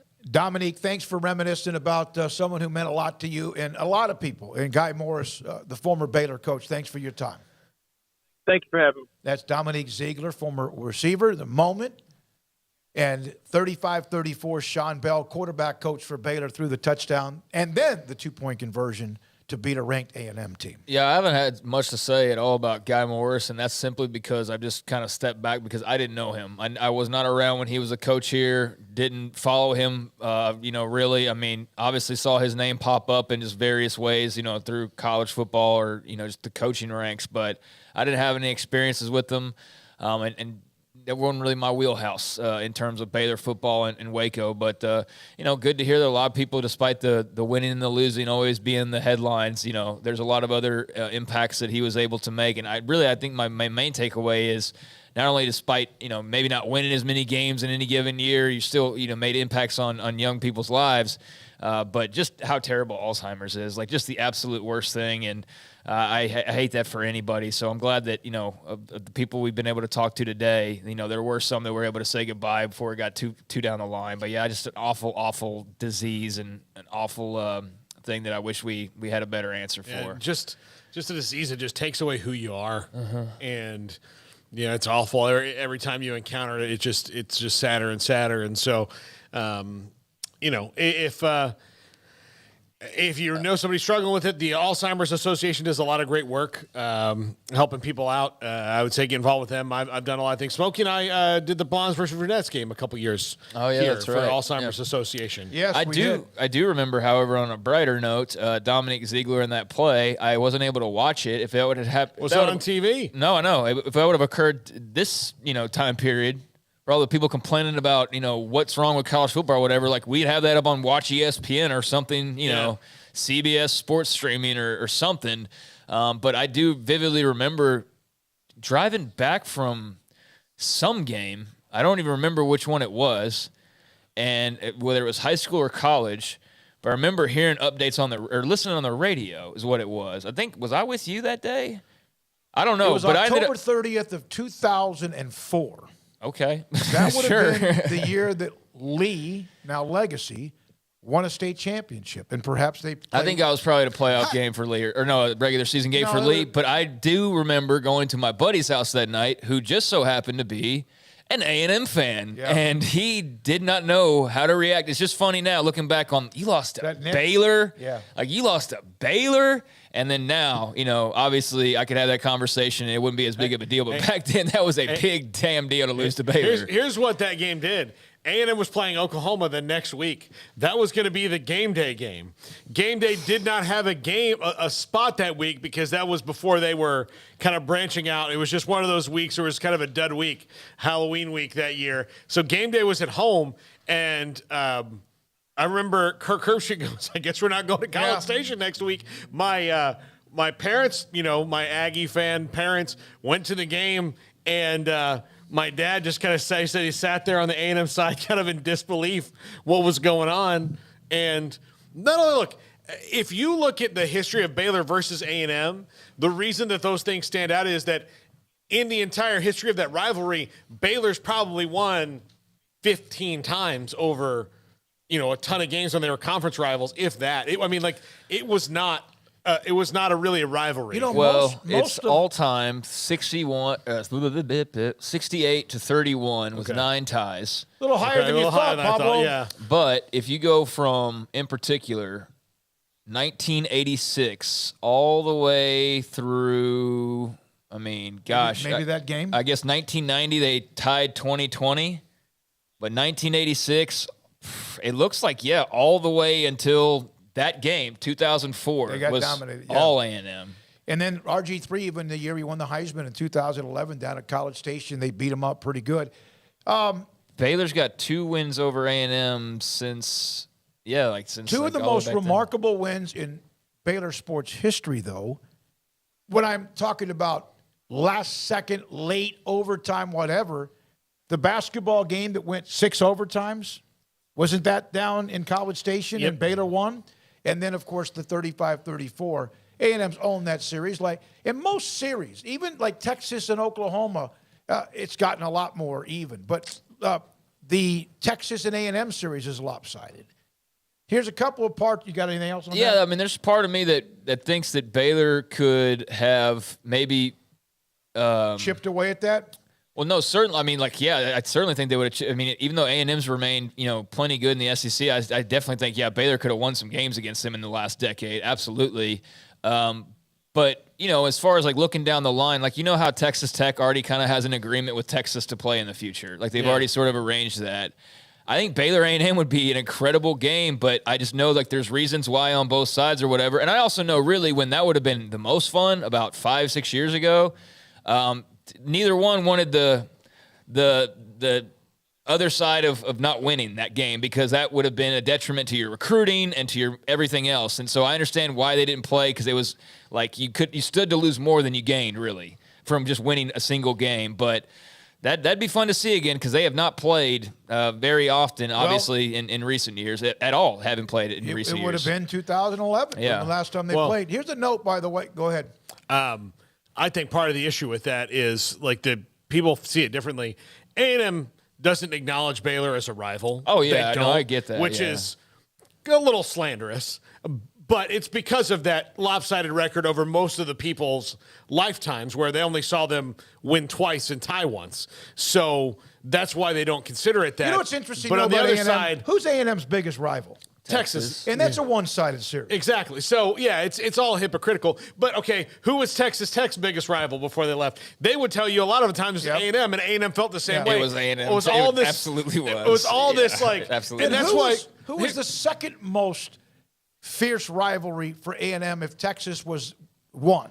There wasn't one. They would tell you it was Oklahoma. Yeah. Oklahoma would tell you, no, it wasn't. But that was before the Big 12. Look, in the South, here's why I'll tell you. The Southwest Conference. And I was on Big 12. Yeah, but like Southwest Conference beforehand and all those rivalries, you hear all these people like, man, I wish you could bring back the Southwest Conference. Shut your stupid mouth. No, it was crazy and stupid, and they were so.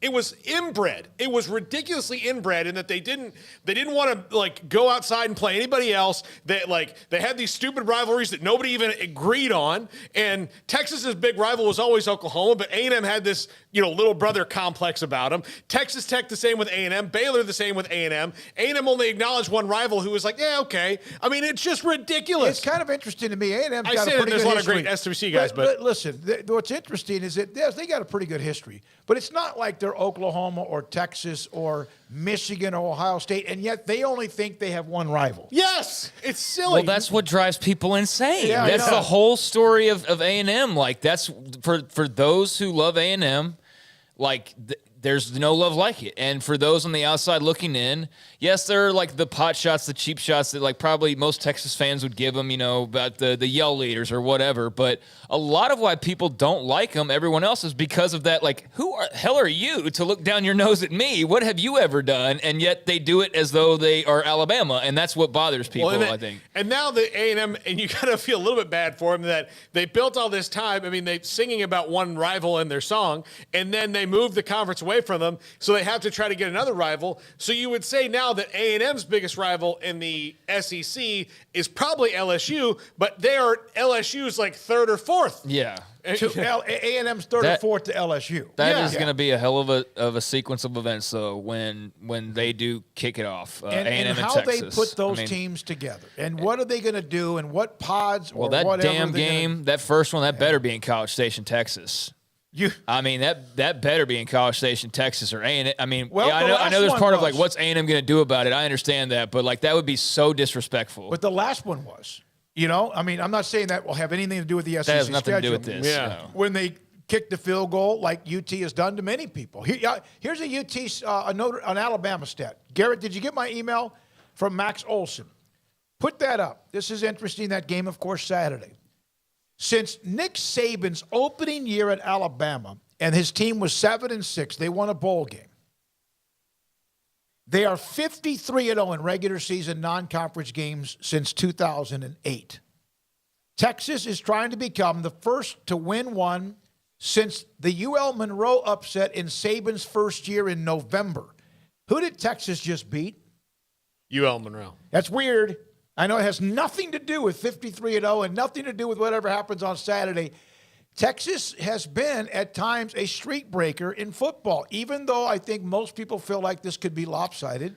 I don't know, but they have done this. Those are some things in which they, on occasion, will just get up and they will break streaks. They will go up and win this game and turn around and lose to Iowa State by 3 touchdowns. Yeah, I mean, that's right. the kind of deal. But, yeah, no, I don't think this is a 100% to 0 chance. I absolutely think Alabama dominates and wins this game, and they win it handily, and I don't think they're breathing hard at the end of it. Like, in terms of, I don't think they're, scared that a field goal is going to go through the uprights with zeros on the clock. I think they'll pull away eventually. But if like this was the end of the year, that'd be another story. But being week 2 in Austin with all this hype, there's part of me that's like, this is the kind of game that they would screw around and win, and then they turn around and lose to Kansas. That's what's driven their fan base bananas. I do think the game is going to go kind of like early on. It might be 14-14 after the first quarter, and Twitter's going to be like, oh my God. And then Nick Saban, Alabama's going to be like, look at you guys, your little cow Yeah. and your little white uniforms. It's cute. Boom. A couple of chats that I wanted to get to like 10 minutes ago, but we've had such good stuff on everything else. Putin, water carrier. Hang up the phone and let's talk about Brigham Young running this conference. Putin, by the way, we have Kalani that's the Sitake. name. I was like, what the hell? Kalani Sitake, 3:30 tomorrow. Also, Ohio State fan. Did I miss it? Or did you guys not even discuss Ohio State Notre Dame? It's Tuesday. We did yesterday. We did yesterday. Yeah. So where were you yesterday, buddy? No, I'm kind of kidding about that because we're not going to talk about Ohio State, Notre Dame throughout the rest of the week. Yeah, I mean, it was a good win for Ohio State. I think it was a nice, scrappy effort from Notre Dame, but Ohio State was the better team, and they pulled away there like I think a lot of people ultimately expected them to. I think the consensus here was that Ohio State was going to win that game, but to see Jim Knowles in the second half especially make the adjustments that, allowed them to really turn that game more so in their favor. I think that was just week one. You're already seeing like, okay, good hire. You know what I mean? Like, that's exactly why you hired that guy is to, be able to make adjustments, be able to shore up that defense. And I think that you were able to see some really good things on that side of the ball. So, I think the concern for Ohio State, Jackson Smith and Jigba, obviously, like what's going to happen with that? Has there been an update on his injury at all? I haven't heard one. Okay. There's a little bit of, like, again, it's week one. So, I know from an Ohio State perspective, a Buckeyes fan is probably well better served to tell us all the things that went wrong versus me just trying to, general observations. But no, I thought it was a terrific win. I think there's some things to work out offensively that might just be, rust and what have you. But Jim Knowles and that defense are going to be really fun to watch progress throughout the year. Craig Smoak's Off the Radar is coming up next. Some not just football, everything of whatever is on the table. That's next. Paul's Top 5 in about an hour. We also have J.J. Joe, former Baylor quarterback, Baylor Radio, joining us at just after 5, and Hall of Famer John McClain at 5:30. This is the first week of the NFL season. Sick'em, 365 Radio and 365 Sports. Richard Carr, Buick GMC Cadillac. Got a lot of great deals going on now at Richard Carr, and they are the people that you can count on. I counted on them a couple of different times in the last few months to get my vehicle drivable once again after having some issues due to a couple of dings, and they took care of my vehicle, got it back to me in plenty of time, and it's been driving terrific ever since. I've been over there now I think 3 or 4 times maybe in the last couple of years, and each and every time I go in there, I'm not worried about getting screwed over as far as the deal goes. I'm not worried about because this has happened before at other places, getting my vehicle fixed only to a couple of days later realize, oh, there's still a rattling going on, or there's still this or that seems to be wrong with it. I've gotten it back each time and have been happy with the service. So I can vouch for that. I can't so much vouch for buying a car, but they can tell you all about that because right now they have got tons of deals going on, whether you're looking to buy new or pre-owned vehicles over at Richard Carr. If you need a car today, you need to get to something right away. They've got new trucks on the lot, over 95 quality pre-owned cars and trucks. All of them go through a 172-point inspection before hitting the lot, and you'll get top dollar on your trade with dozens of lending options. Richard Carr will say yes to loans when others say no. And also, if you're looking to get into a car, but maybe not in that newer model, you're just looking to, you're looking to get into a car today. They got the pre-owned vehicles, but if you're looking to get into a newer model, well, new cars and trucks are arriving weekly. Get your name on that inbound vehicle list. You can sign up over at richardcar.com, or you can sign up in person at the dealership and basically get your name down on that inbound vehicle list. What that will do is it's basically a placeholder, reserving your place in line, so when that brand new Buick GMC or Cadillac arrives to the lot, they will give you a phone call and you will get it before anyone else. For 23 years in Central Texas, Richard Carr has built a reputation as the people, again, that you can count on for your automotive needs. New or pre-owned vehicles, new, go get on that inbound vehicle list. Pre-owned, go over there right now, and they will hook you up with a great deal. Richard Carr, run by Proud Wacoans, Proud Baylor Bears. Log on to richardcarr.com. Call now or go see them now off Highway 6 at the Imperial exit. Holy cow, has it been a hot summer. You could fry an egg in the bed of a pickup truck. Jay here from Pickup Outfitters here to give you a little heat relief and some protection for your poor truck bed. August is bed cover month at Pickup Outfitters, and we're making it easy for you to cover up that hot bed on your truck with discounts of up to $200 plus matching rebates of up to $200 and double your warranty on many of those covers. That's up to $400 in discounts and rebates plus double your warranty on bed covers at Pickup Outfitters. And you get our famous lifetime installation guarantee and free warranty assistance, which makes for a worry-free purchase. When's the last time you could say that about your bed, a truck bed? Get your poor bed some heat relief with a brand new bed cover, including name brands like Backflip, Undercover, X-Tang, Retrax, Roll-N' Lock, and Truxedo. Up to $400 in discounts and rebates with double your warranty. It's only at Pickup Outfitters, 220 Lake Air Drive in Waco. How did Edward Jones become one of the biggest financial service companies in the world? By not acting that way. Financial strategies, one-on-one advice, it's a big difference. And that's why Brad Wilson, your Edward Jones financial advisor, makes sense of investing. Experience the difference for yourself. Brad Wilson, 250 Sharon Drive in Woodway, 254-776-4337. Edward Jones, member SIPC. At Ideal MRI, we feel blessed to be a part of the Waco community. We're a small family business right here in Central Texas, and our goal is to bring down the cost of healthcare while maintaining high quality. At times like this, the cost of healthcare has never been more important, and unfortunately, significant illnesses and injuries still occur. That's why Ideal MRI is open and here to serve you through the difficult time. We offer premium MRIs just like a hospital with state-of-the-art technology and specialists, but you'll pay less. Sometimes thousands of dollars less, whether you're using insurance or not. At Ideal MRI, we accept most insurance and there are no hidden costs. Even offering financing if that's needed, everything included in the price, and you'll not get something as a surprise in the mail later on. If you need an MRI, ask your doctor about Ideal MRI. They'll know. You can schedule an appointment safely from home online in minutes at idealmri.com or give us a call, 833-IDEAL-MRI, idealmri.com. Baylor Scott and White Southwest Sports Medicine and Orthopedics, the team physicians for Baylor Athletics, diagnosing and treating all sports-related injuries, including concussions. These specialists also provide orthopedic services for athletes and non-athletes alike, whether it's knee or shoulder pain, hand or wrist injury, orthopedic spine care, and even an arthritis and total joint clinic. Trust the doctors Baylor Athletics trusts. Baylor Scott and White Southwest Sports Medicine and Orthopedics wants to get you back in the game. Did you know that Waco Regional Tennis and Fitness is a partner of the City of Waco? Did you know that we are open to the public?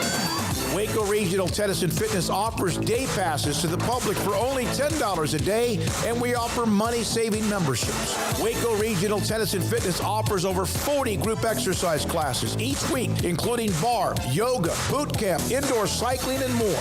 There are free weights, weight machines, TRX, rowing machines, stationary bikes, new treadmills, elliptical machines, and much more on the spacious weight room floor. Personal training available where you can be encouraged to grow. Sauna, whirlpool, tanning bed and kids club, 17 tennis courts, 8 pickleball courts, youth and adult tennis and pickleball lessons. Waco's premier experience where you can help your mind, body, and soul. Visit our website at wacotennis.com. Call us at 254-753-7675 or visit us next to Hawaiian Falls on Lakeshore Drive in Waco.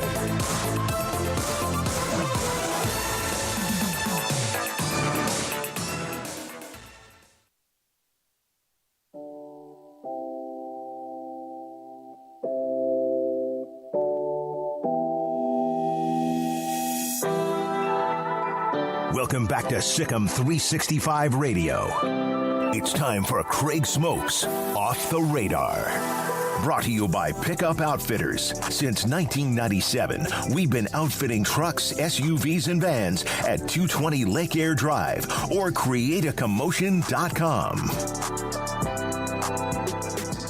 All right, welcome. It's Off the Radar here on Sikkim 365 Radio, 365 Sports. It's Tuesday and Thursday segment around 4:45 or so, give or take. Just taking a look at a grab bag of headlines from just today, depending on how busy it is, or the past couple of days, depending on how busy it is. But we will have college football in this segment from time to time, but not necessarily all college football all the time. But I did want to start off with the college football note because I asked y'all just randomly if y'all had seen anything on Jackson Smith and Jigba.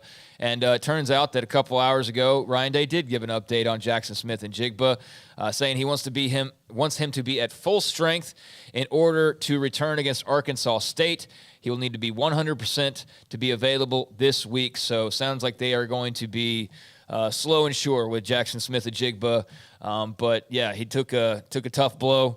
Brandon Joseph hit him good, and that was all she wrote for him. So hopefully he gets back sooner rather than later. Obviously, they're very well equipped in wide receiver. Like if they could afford an injury, I suppose it would be there. But yeah, he's a great player, so hopefully he can get over that leg injury sooner rather than later. But that is something to monitor is the Jackson Smith and Jigba injury. Elsewhere, as far as some headlines, did y'all watch much of Serena Williams and what is perhaps her final tennis contest?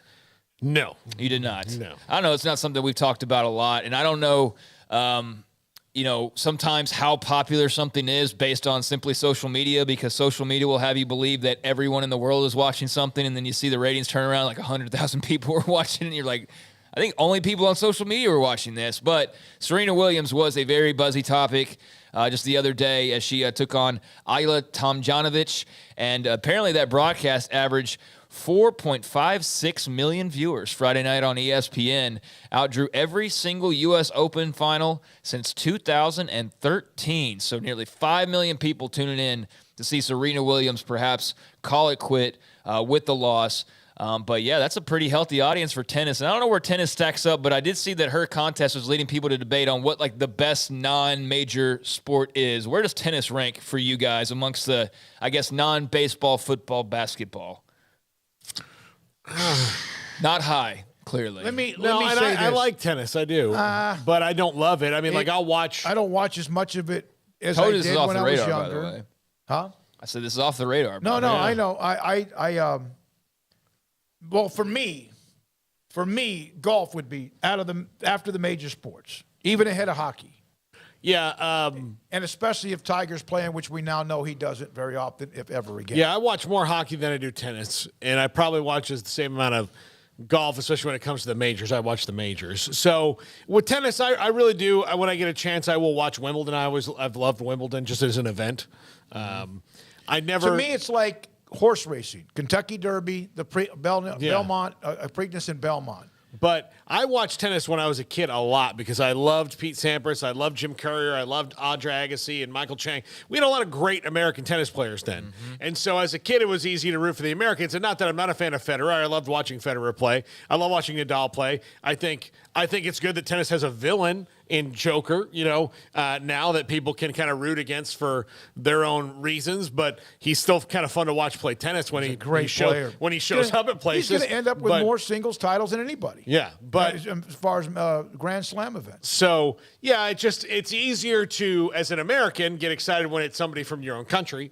I'd like to see more American men. A young American just beat Nadal, which is like shocking. Yeah, get to that era like we were. I mean, when I was a kid, again, I would watch Pete Sampras, in the second round. I loved it. Borg, McEnroe, Jimmy Connors years. So that's hard to beat that. Yeah, well, fella, that was a long time ago at this point. There's Kyrgios. How do you say his name? The villain. The guy that made a run at Wimbledon. Kyrgios. Kyrgios? Yeah, I think so. Yeah, Kyrgios. Yeah, he's kind of a little bit of got a little Ili Nastasi in him.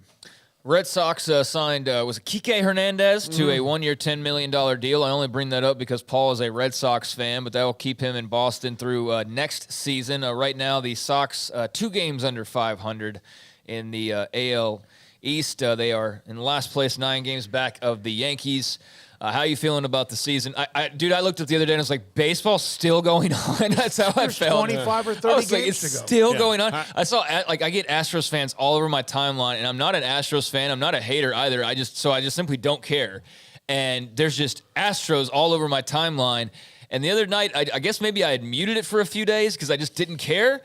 And I guess I unmuted it. And so just this flurry of the Astros, and they're this many games over 500, and they're this up in the AL West. I'm like, when do the playoffs start? For God's sakes, when do the playoffs start? We got another couple weeks. A couple weeks before there. I mean, it's the end of and I'm a baseball fan. Really, This is where I am at this point. I, as a Red Sox fan, I would like to sit in a room with Chaim Bloom, their general manager, and go, "What are you doing? They're the only team in the East without a winning record. Yeah, what are you doing? No. But what are you doing? No, really, tell me, what are you doing? They have won a lot. They're in the hardest division in baseball. Look, I've eaten. I know your standard and all that crap. I've eaten the highest level Kobe beef. If they were in the Central, they'd be 2.5 games out of first. Yeah, I'm not going back to ground sirloin. The over Astros here. turned that thing around with the Yankees when they started beating New York straight up, and that's why they have the better record. Well, speaking of the Yankees, they're not in the best of shape right now necessarily as a ball club, but Aaron Judge is in pursuit of flirting with history and whatnot. Did you even realize being somebody that sort of kind of paying attention how much he's in the home run? 54 home runs. 54. He's got 27 games to go. If he was to hit a home run in half of them, he'd end up with 67. Of course, Bonds has the 73? So him not getting to 61 isn't a big deal? No, it is because that's what I'm setting this up to. I don't really care about Aaron Judge and his home run total so much as it leads into I clearly don't feel the spirit of a home run chase the way that I did for all the other home run chases. But it's just interesting now. 61 was such a big deal, and so many have tried to portray the new home run kings as irrelevant compared to Maris's record because he did a clean or whatever, which we don't even know that for sure. But, here's a guy who could be who is approaching 61, that mythical number. And I realize that's not the record anymore, but it just seems like if you were looking for the guy who – the clean home run king. I even saw a New York writer, and I wish I could have found the link to it from the other day, but they were proclaiming that he should be named the home run king, and which is total BS. I agree, totally BS. Christ. Bonds is a home run king, but not the same type of magic that we experienced back in the late 90s when it came to the pursuit of 61. Because of course everything New York is clean. We don't know. Aaron Judge is a hell of a power hitter. Yeah, but. I mean, just because he's a Yankee, let's act like he's the one. Right? And I don't know. That article might have been tongue-in-cheek because a guy knows how obnoxious that sounds to think that somehow they should make a rule for a Yankee, in the home run chase. To me, but the best chase is Pujols towards 700. Yeah, I hope he gets there. Okay, fair enough. 695. And I do think it's funny that the Yankees have this. Poor Roger Maris suffered greatly because he was a Yankee about to break Babe Ruth's record, and there were people who didn't want him to break it because of some kind of adherence to a dead guy, and he was their guy.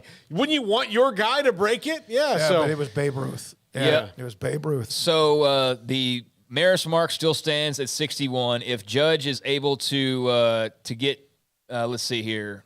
Only 60. Okay, yeah. Maris and Ruth, the only ones with 60-plus home runs in a season, so he could potentially join those guys. As Yankees with 60-plus home runs, single-season homer mark among active Yankees is Giancarlo Stanton. He had 59 as a member of the Marlins back in 2017, so he's approaching that as well. He'd have the most of any active Yankee player ever, even though Stanton did that with the Marlins. But yeah, just interesting to see kind of where that's viewed in conjunction with the other guys and the actual records that are set and are still the records to this day. 73 Bonds, steroids. 70 McGuire, steroids. 66 Sosa, steroids. 65 McGuire, steroids. Yeah, the Sosa one's the one that doesn't necessarily come straight to mind for me. Sosa, 60. Maris is apparently the last that you could consider clean, but we don't even know what anyone was doing back in the day. We really have no idea. Yeah, we have no idea. So just interesting there. If you like home run history and MLB and all that, it's a little bit polluted with just, the steroid part of it and all, like who considers what. But, I mean, yeah, he could definitely join some rare air and some company that,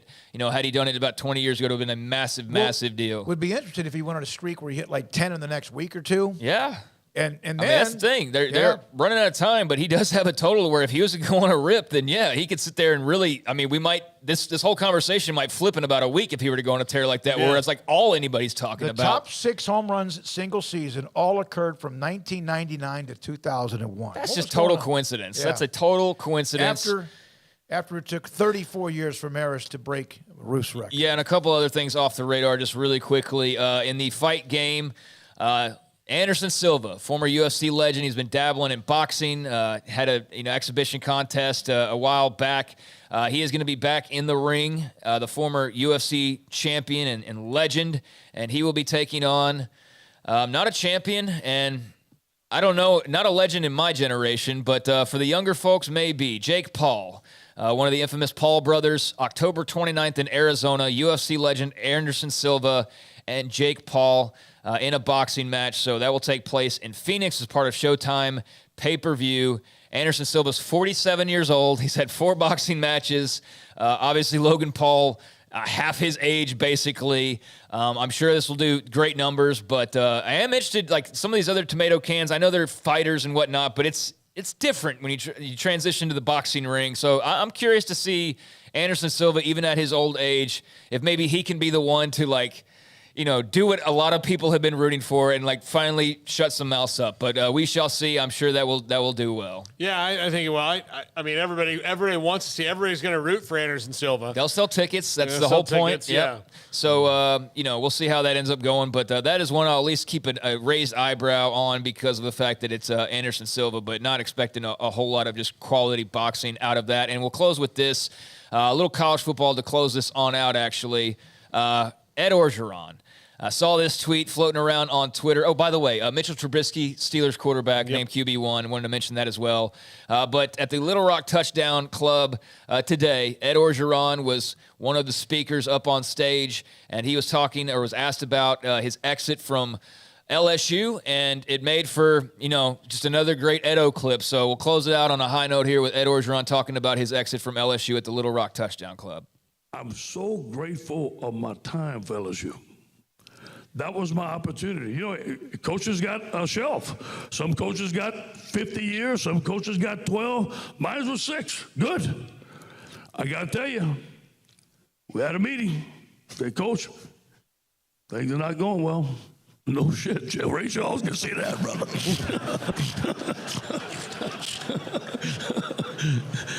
And they were good. And Scott Woodward is a friend of mine today. Really, really, a lot of respect for the way they handled me.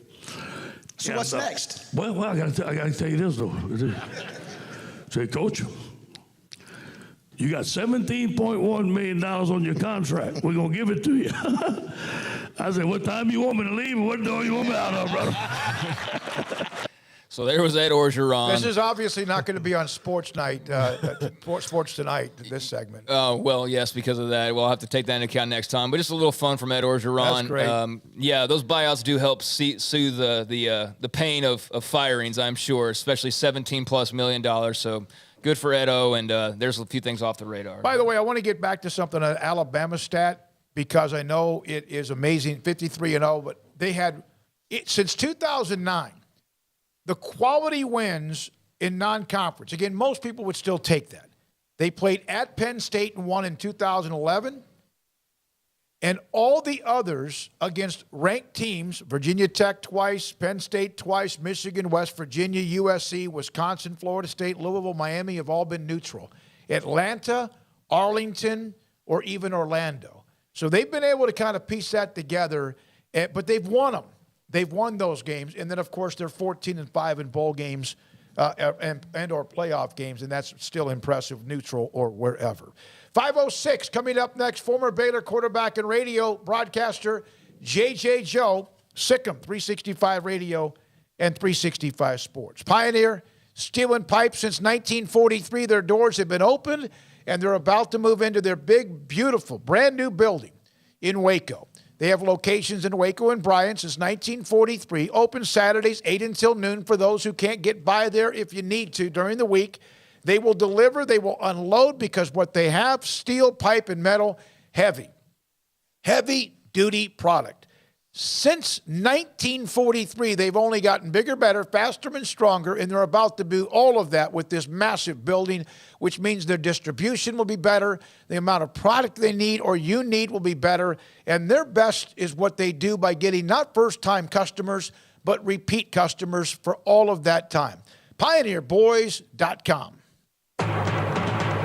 If you're out looking for a great selection of new cars and trucks, then shop Allen Samuels in Waco, because we have some of the best deals in Central Texas that will put you in a new vehicle and driving away with confidence. During the Labor Day sales event, you can take your pick, a new 2022 Dodge Charger or Dodge Challenger, and receive 0% for 72 months and no payments for 90 days. If you're a first responder, you get an extra $500 off your purchase. High-quality vehicles from a dealership with a hometown feel.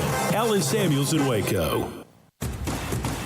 Hey, this is Bryce Petty, former starting quarterback and two-time Big 12 champion, and I know firsthand the importance of being in top shape both on and off the field. So listen up, men. If you're feeling beat down day in and day out and looking for that high-performance edge that separates the men from the boys, then look no further than the Petty Clinic Low T in Waco. Petty Clinic is a comprehensive men's healthcare clinic with an atmosphere catering to men. Board-certified Dr. Kent Petty has a special interest in offering the highest quality medical care to men of all ages. Some of the services offered include screening and treatment for low testosterone or thyroid, infertility, high blood pressure, diabetes, high cholesterol, sleep apnea, while offering comprehensive wellness exams and complete men's health lab panels. High performance men, remember, it's not just a Petty thing. This is Bryce Petty, encouraging you to reach out and Google search Petty Clinic Low T or go to pettycliniclowt.com and get your complimentary lab screening today. Do you or your kids get nervous about going to the dentist? Stonewood Dental, Dr. Steve Childress, he can help. I've spent a career taking care of patients who as children had bad experiences, and now they're adults that hate going to the dentist. If I get a kid at 3 years old and they come every 6 months and it's a happy experience, it's normal for them. Now they have an accident at 6 or 7 or 8 at school. Now they have a broken tooth or a trauma, and they have to come here. They're used to lights, they're used to water in their mouth, they're used to experience, they already trust us. It's amazing what we can do with that kid without it being a negative thing. But if I see a 6 or 7 or 8 year old that's never been to the dentist, and now they have a trauma or an unfortunate unexpected toothache, it's harder to do that for that kid and it not be somewhat of a negative experience. So bottom line is I try to teach kids and adults and teenagers and everybody the way I'd want my family treated, which is where it's a necessary part of life. You just take care of it. It doesn't have to be that big a deal. Learn more, stonewood-dental.com. Parenting is full of surprises. You never know what to expect. So after our son was born, I called my Texas Farm Bureau insurance agent to set up a life insurance policy in case something happened to me. Sawyer is now 2. And we'll soon have a sister. There's no one else I would trust with protecting my family. Stop by and see our agents at one of our 3 McClain County locations. Coverage and discounts are subject to qualifications and policy terms and may vary by situation.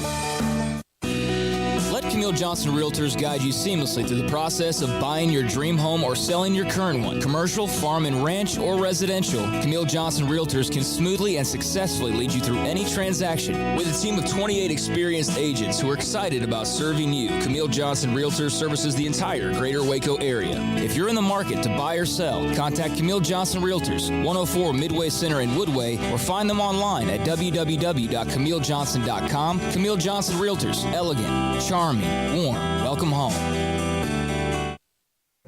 Stepping into a new pair of boots is great, but stepping into the boots of a U.S. Army officer can also add confidence and leadership skills to your son or daughter's career path. There are more than 150 occupational specialties to help them find the best fit for their future. See all the things your son or daughter can achieve in our boots at GoArmy.com. U.S. Army Waco Recruiting Company, 254-598-8131 or 254-776-1543. Welcome back to Sikkim 365 Radio. Second down and 15. Joe Bonner. He's loose. He's got his second touchdown. No flags. 69 yards on that score. Tony Bowie missed a tackle. And somewhat shockingly, this game is tied. It's time for our weekly segment with former Baylor quarterback J.J. Joe. Wobbly kick from Pastua. Gavin Holmes steps out of a tackle across the 50. Gavin Holmes, the 6th-year senior, into the end zone. 73 yards. The 5 o'clock hour is sponsored by Edward Jones Investments with financial advisor Ben Erlinson, who'll navigate you through today's financial climate. Edward Jones, making sense of investing. Now here's David Smoak, Paul Catalina, and Craig Smoak. Starting quarterback at Baylor, part of Baylor's broadcast on the radio as the color analyst. J.J. Joe joins us, Sikkim 365 Radio, 365 Sports. There's a lot to get to and uncover. Baylor, Brigham Young, the game against Albany, what you saw from Blake Shapen, Hall, the quarterback at Brigham Young. But, J.J., any thoughts about Guy Morris and his time at Baylor and what you remember most about him? Yeah, thanks for bringing that up, Smoke. When I started, I think that was Guy Morris's third or fourth year. So when I started calling, he was the coach. And, I wish he got more credit. I mean, he got Baylor, took Baylor from what I would call the abyss to at least being competitive. He recruited a little bit of talent that Art Briles kind of built on his crew when they got here. So, condolences to his family. But, I always thought he was a fantastic coach, great, upstanding man. And I know that family is mourning today. JJ, we saw about what we expected to see against Albany, but there were some things we didn't know, like how are these skill position players going to gel on offense, and it looks like so far so good on all these guys. It really did. I mean, I figured they would have an opportunity to put up a few numbers, and in the passing game, Blake was sharp. I really liked what I saw from him, and I could tell that him and Monterey Baldwin have spent a lot of time in the summer together. He looked for him probably a little bit too much, but, that's okay. He's trying to establish what I would call game rapport with him, and Monterey did a great job with touches that he was given, shaping, 17 to 20, couple bills, touchdowns, and just played one series in the third quarter. So that's good. But, I mean, it's good to see Monterey play well. It was good to see some of the young guys get a little action out there on that edge, too. Hal had a few catches, Seth had some catches. So I'll tell you what, I mean, they got a little bit of what they needed because, coming up, going to Pro Bowl is going to be a tough one. JJ, how was your baseball slide when you were playing quarterback? Oh, hey, not good. I mean, you got to remember, Craig, I ran the option. So sliding was like, yeah, that's right. Sliding was kind of like if I went and slid, it would be like, what are you doing? Yeah. But Shapen has to, he has to figure out that, look, man, we have a guy who hasn't really played in any high leverage situations behind you. You just got to get down. You're not built for that. I mean, very few quarterbacks are, and you just don't want them taking them shots. So he was sharp and efficient, but there are some throws against Albany that you can't do Saturday in Provo, correct? Yeah, Dave. I mean, it's the first game. This is only his, third full start, I think it was his third start. Mm-hmm. So he was going, he's still learning. And he got away with a few things. And I'm sure they looked at those yesterday, Sunday, after the game, and they moved on. But not yesterday, that's 2 days ago. That holiday's messing me up. But in any case, I think he'll learn from those. He'll watch that BYU tape from from last year. And I think he'll be much sharper. I think also they'll roll out a little bit more. I mean, I could tell they were limited because they ran that doggone bootleg throwback like 8 times. And I know they got more in the playbook than that. JJ, the defense up front was really, really good and deep. They've got a challenge this week with BYU. What do you expect to see differently with the way that they'll have to attack BYU than what they really had to do against Albany this week? Well, I mean, you got to figure BYU will change up a few things. And last year, if you remember, I mean, we really held Algiers and their running game down. I mean, we made a commitment to not letting them run the ball, and that's kind of why they went off a little bit on us through the air. But I like the way our guys played. I think I wrote for Sikkim 365 today. I like the energy. I like if you just watch them, man. They're rolling out. You have Chidi Obanaya, and I mean he's like 3 deep, right? And he's a Power 5 body. We just have so many guys, and you're going to need them this week because the altitude. If you've ever played at altitude, that first quarter and a half, man, is rough. So he's going to have to rotate those big bodies. But I did like the energy, and I like what I see. And they're going to go against a really good offensive line. So those guys got to be ready to go. Jay, I think everybody's kind of knowledgeable enough to not take too much away from this very first game, right? I mean, like, we'll learn so much more, like we're kind of hinting at coming up this weekend. But for a fourth quarter and a true freshman to go grab a couple of touchdowns when he had the opportunity, what'd you think of what you saw from Richard Reese running the football? Oh, man, I liked it. I mean, Reese, he wanted to bounce a little bit, a little bit more than you should because he has that speed. So it was really good to see him run. I thought in the first half, Tay was playing a little bit, I think, just kind of feeling his way, trying to learn, hey, how do I run in game speed action? But Tay kind of really picked it up. They brought in Quaylon Jones, I think, to start that second half. Mm-hmm. And Quaylon was making a cut, and he was going, playing physical. So, but it was good to see, Richard Reese. And, I mean, man, I guess I don't know if he goes by Dick Reese or not. I just saw Coach, I think it was Mateos' one of them made a tweet, yeah. the unveiling of Dick Reese or something. But I mean, I really liked what I saw from him. I think he's going to be a great addition. When you throw him and Squirrel together and that speed they bring and the power of, Tay has speed too, but Tay and Quaylon, man, that's a good quadruplets there. JJ, go back to playing at altitude in that first quarter, whatever it might be. Can you try? Is it as if your lungs are frozen? Is it because you just can't get a breath? What's that like? Yeah, if I'm him and I think they get up there on Friday, I would put the guys through a workout just to let them see what it is. I mean, you don't want to tax them, but you got to put them through something. That's what Coach Tapp did with us. We went to Boulder twice while I was there, and you just got to go through some activity on Friday. But what it is you just can't get a deep breath early. Your body, these guys are highly tuned athletes, so about the second half they'll get there. But, that first half and trying to get a breath, you just can't take a deep breath. It's like, you take that deep breath and you can't get it there because the air is just that much more thin. And so you feel like you're more tired, you get fatigued a little bit quicker, and it takes you a little bit longer to recover, right? So you're going to have to rotate a lot of guys, and I would take them up there Friday and move them around. You got to move them around Friday a couple times just to let them see what it's like in that environment. In the limited time we saw Kyron Drones, did you see a young man who's starting to mature at that position?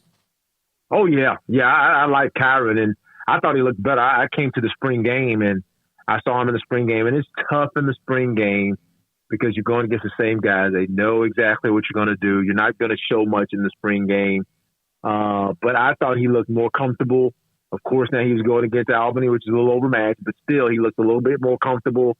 He showed the arm strength up the seam. I forgot who was that, who caught that ball. He showed the willingness to run, and he's not a small guy. But that's what it's good. You wanted to get him a little time because, we saw Blake take a hit. And I didn't actually see the hit. It was kind of that blindside hit, but I thought maybe he'd start warming up then. So I really like what I see from Kyron. I think, he's already grown a lot since the spring.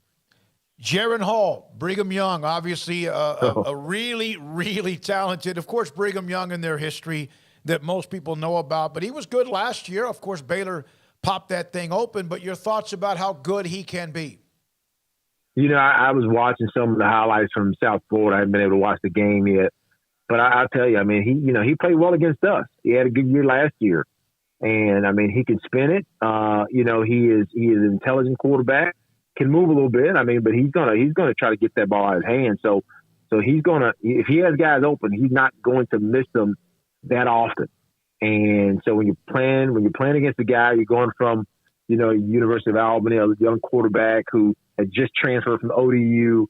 Now you're going to a Jaron Hall. That young secondary. This is kind of one of the things I wrote today. Snacks has to be ready. Mark Milton has to be ready. A.J. McCarty, all those corners and those safeties, they need Christian Morgan. Oh, good God willing, he's healthy. He wants some experience at that safety position because he's going to test those guys, and they got to be ready to step up, man, because it's going to be a huge test. J.J. Joe, former Baylor quarterback and also broadcaster, color analyst on Baylor Radio with us on Sikkim 365 Radio. One more thing. Of course, they just had Albany. They were expecting to roll Texas State next week. They should be fine. And then they hit the meat of the conference schedule. How much of a jolt does this give them? They played Brigham Young last year, midway or just past the midway point. How much of a jolt would a win in Provo give this team? I think it'd be huge. I mean, I'm trying to think back to last year. You know, I mean, these guys are champs already. They know that experience, most of them, what it is to be a champ. So they have this what I would call silent confidence. You know, not arrogance, but confidence. I think that's instilled in them. But you know, every year is different. So when you go to Provo against a team that just put a 50 spot on USF or whatever that was, and you go beat them right in their stadium, going against their crowd and all the elements, and you beat them. It gives you what I call this. I don't want to call it an air of invincibility, because you know you could be beat, but now you feel like, okay, we're ready, right? Hey, it's us now. We're ready. This year's team is ready, and it can put you on a run. It can put you on a run that you look up and, you know, you've knocked off 4 or 5 of them in a row, and now you're in the meat of that conference schedule with the ability to, you know, to do special things. So it's going to be huge, because if you lose this one, it's not the end of the world, but you lose a little bit of that confidence. I can't explain what it is. I've been a part of a team that was rolling, man. We won in an environment like this, in the altitude against Colorado. Man, boom, we took off, and then we stumbled. And when you stumble, you lose. I wish I could tell you what it is, but you lose a little something. And when you lose that little something, all of a sudden the plays you were making by the skin of your chinny chin chin, you're missing them by the skin of your chinny chin chin. So this will be a huge game. Thank you, JJ. As always, we appreciate your time every week, and enjoy the broadcast Provo Saturday evening, Saturday night here, Saturday evening in Provo. Thanks, guys. Thank you, JJ Joe. 9:15 Central kickoff. So our pregame will be at 7:15, correct? Well, 7. And, of course, it will be on the CBS affiliate this week, KWTX, which brings me to, again, every night now at 10:30 on the CW channel, what we do here and the segments we have. You can also look and watch what we do on 365 Sports at 10:30 on the CW channel every weeknight at 10:30. Sikkim 365 Radio, 365 Sports. The Woodway Wine Fest. It's coming up on Friday, 6 o'clock until 9:30. Tickets are $35. The Woodway Wine Fest featuring Jacko Pierce. Friday, September 9th, from 6 until 9 o'clock. The doors open at 6. Wine tasting begins at 6. And Jacko Pierce, the concert, will begin at 8 o'clock. Enjoy a wine tasting at the annual Woodway Wine Fest featuring Jacko Pierce. You can find tickets, $35 a piece, by going to discoverwoodway.com. With so many companies and policies out there, it gets so confusing shopping for insurance, and I never know if I'm getting the policy that's right for me. Luckily, I met the team at the Niche Group Insurance Agency. With the Niche Group, you can go to one company and get access to coverage options from many insurance carriers, and you get to speak to a real person about your specific coverage needs. With the Niche Group, I know I'm getting the right coverage at the right price. If you need insurance, talk to the experts at the Niche Group at 1-800-258-8302. TFNB Your Bank for Life is the official local bank of Baylor Athletics. Find out why more Central Texas are making TFNB their bank for life. Sign up for our Edge checking and savings accounts to earn interest or cash back. With 5 convenient locations and an award-winning mobile app, banking has never been easier. TFNB Your Bank for Life. Member FDIC. Hi, I'm Mark Stewart with Bird Colgan Ford. It's that time of year. It's football season, and BK Ford is a proud supporter of the best high school football teams in Texas, right here in Central Texas. BK Ford is proud to sell the #1 truck in Texas, the F-Series truck, led by our leading rusher, the F-150, 45 years in a row. Lock in your best price and rate today by custom ordering your new F-150 at BK Ford. Simple, easy, trusted. Experience better at Bird Colgan Ford.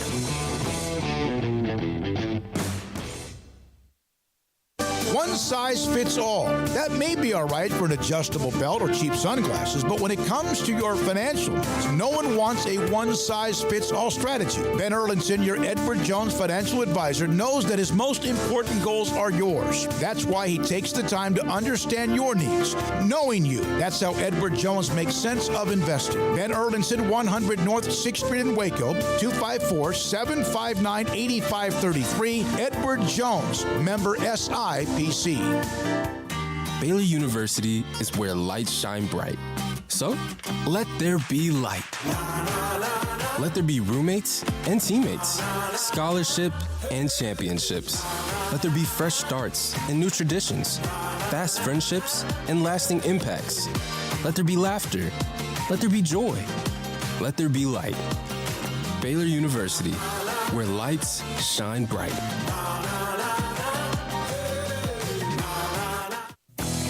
Three Nations Brewing Company has 16 different beers on draft with a new beer every Friday. It also offers 2 air-conditioned tap rooms, a large indoor beer hall, a second-floor mezzanine offering a great overview of the brewing company and equipment and patio where you can relax under the shade. Plus, you can now experience the new Three Nations Beer Garden Grill on our shaded patio. Grab a cold beer and enjoy a bite from our freshly prepared and delicious menu. Street tacos, quesadillas, freshly cooked burgers and dogs, and veggie burgers too. Nachos and so much more, all prepared and cooked on site. So come visit the award-winning Three Nations Brewing Company on East Vandergrift off I-35 in Carrollton.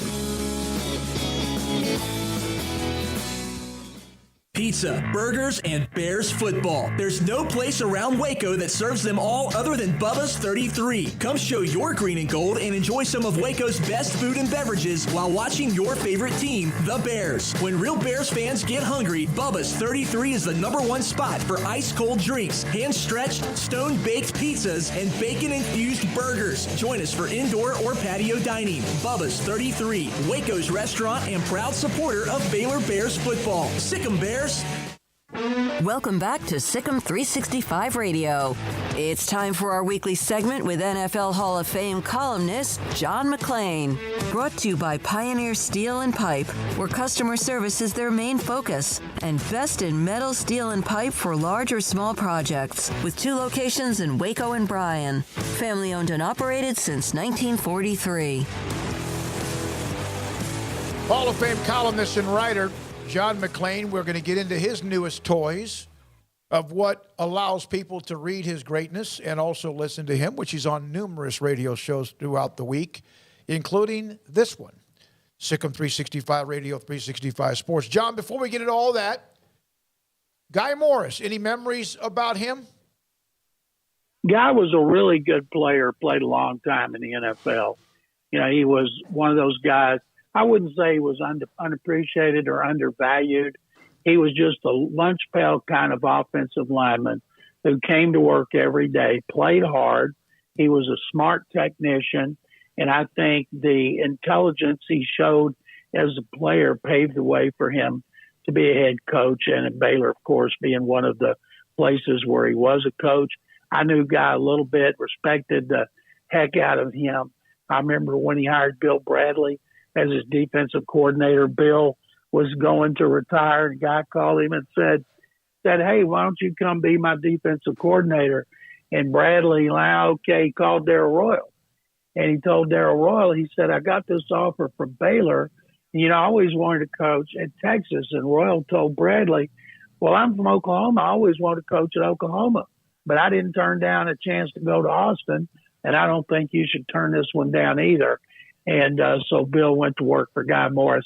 Guy had a lot of fans in the NFL and college football, and condolences to his family and friends. John, it's here, the first week of the NFL season, and I guess we're kind of through. It's not as bad as college football this year off the field, and we had a lot of off the field stuff with the NFL. But is there a sense of relief for you when the season comes, so we can actually see games that matter? It's not relief, Paul. It's excitement. You know, there's 2 great times in the NFL: the start of regular season when everybody has high hopes, and then the start of the playoffs. And I covered teams with the Oilers that were Super Bowl contenders, but they didn't make it. I covered that was in the Love You Blue era and the run and shoot era. And with the Texans, they haven't been Super Bowl contenders, but they won the division twice under Gary Kubiak, got to the second round of the playoffs, 4 times under Bill O'Brien, got to the second round of the playoffs, but they never got to a championship game. We haven't had a team reach the AFC championship game at Houston since the Oilers after the 79 season. And it ain't going to happen this season, I can tell you that. But people still are excited, not just about the NFL, but football in general.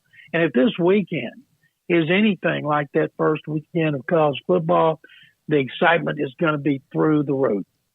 John, what do you think of Bills and Rams that'll kick it off on Thursday night? Well, I'm not thinking against the defending Super Bowl champions at home. I think since they've started doing this, they're 10-2, the home team. Last time we saw Buffalo, it was that great playoff game at Kansas City in which you didn't want it to end. And I think the Rams general manager, Les Snead, and the guy who runs the organization, Kevin Demoff, have done a tremendous job of re-signing players, signing their top guys to extensions, bringing in players like receiver Allen Robinson and linebacker Bobby Wagner. Maybe they will be the first team to repeat as champions since the Patriots after the 2004 season. And the NFC is not that tough. Who do you have to get by? San Francisco in the division, Green Bay, which hadn't been to a Super Bowl since 2010, and Tampa Bay, which is really struggling with pass protection up front. And that's it. It's so much tougher in the AFC. John, I saw a list the other day about the most powerful people in the NFL. Roger Goodell was at the top. He's the commissioner. I thought about Jerry, but again, he even suspended Zeke Elliott, who's Jerry's running back. Is there anyone close to Goodell, or is it Jerry? I think Jerry Jones is the second most influential person in the NFL because he is a mover and shaker behind the scenes. You know, Stan Kroenke wouldn't have got his deal done in L.A. if it wasn't for Jerry Jones and all the maneuvering he did behind the scenes. He's one of the reasons he's in the Hall of Fame. You know, it's not because he hadn't been to a Super Bowl in like 50 years. It's because of all the things he's done that he was considered an outlaw for a while. The NFL adopted those things he recommended, and now the franchises are worth multiple billions. Expected gambling's supposed to bring in $100 billion over the next 5 years. Jerry Jones has had a lot to do with that. John, speaking of Jerry Jones and the Cowboys, do you expect them to still win the NFC East without Tyron Smith and having to maybe piecemeal that offensive line together, or has Philadelphia done enough to maybe overtake them? Tyron Smith has missed a lot of games the last 3 years, so they're used to playing without him. Dak Prescott's clearly the best quarterback in the division. Philadelphia's got the best running game. The Eagles added some talent, veteran talent, including receiver A.J. Brown. It's clearly a two-team race. Cowboys trying to be the first team to repeat since the Eagles in 2004. A lot of people are going with Philadelphia because of Smith and because of some of the other injury issues, but also because of Mike McCarthy, who's going to be looking over his shoulder this year. I'd be more inclined to pick the Cowboys to win it next year when Sean Payton may be the head coach. But I am sticking with the Cowboys just because they got the best quarterback, and that's the most important position, and the defense is good. John, the Texans, Lovie Smith, Jalen Petrie kicking off the new era against the Colts, who are kicking off a new era in their own right. Matty Ice, Matt Ryan now behind center. Your thoughts on that matchup, AFC South action to kickstart the season? The Colts are, won 2 of their last 12 openers. Frank Reich, who started in 18, has not won an opener. Don't know why they get off slow. It's like Cliff Kingsbury. Can't finish. Going back to Tech, now with the Cardinals. Some things you just scratch your head over and you don't understand. Colts coming off that terrible loss at Jacksonville last game of regular season.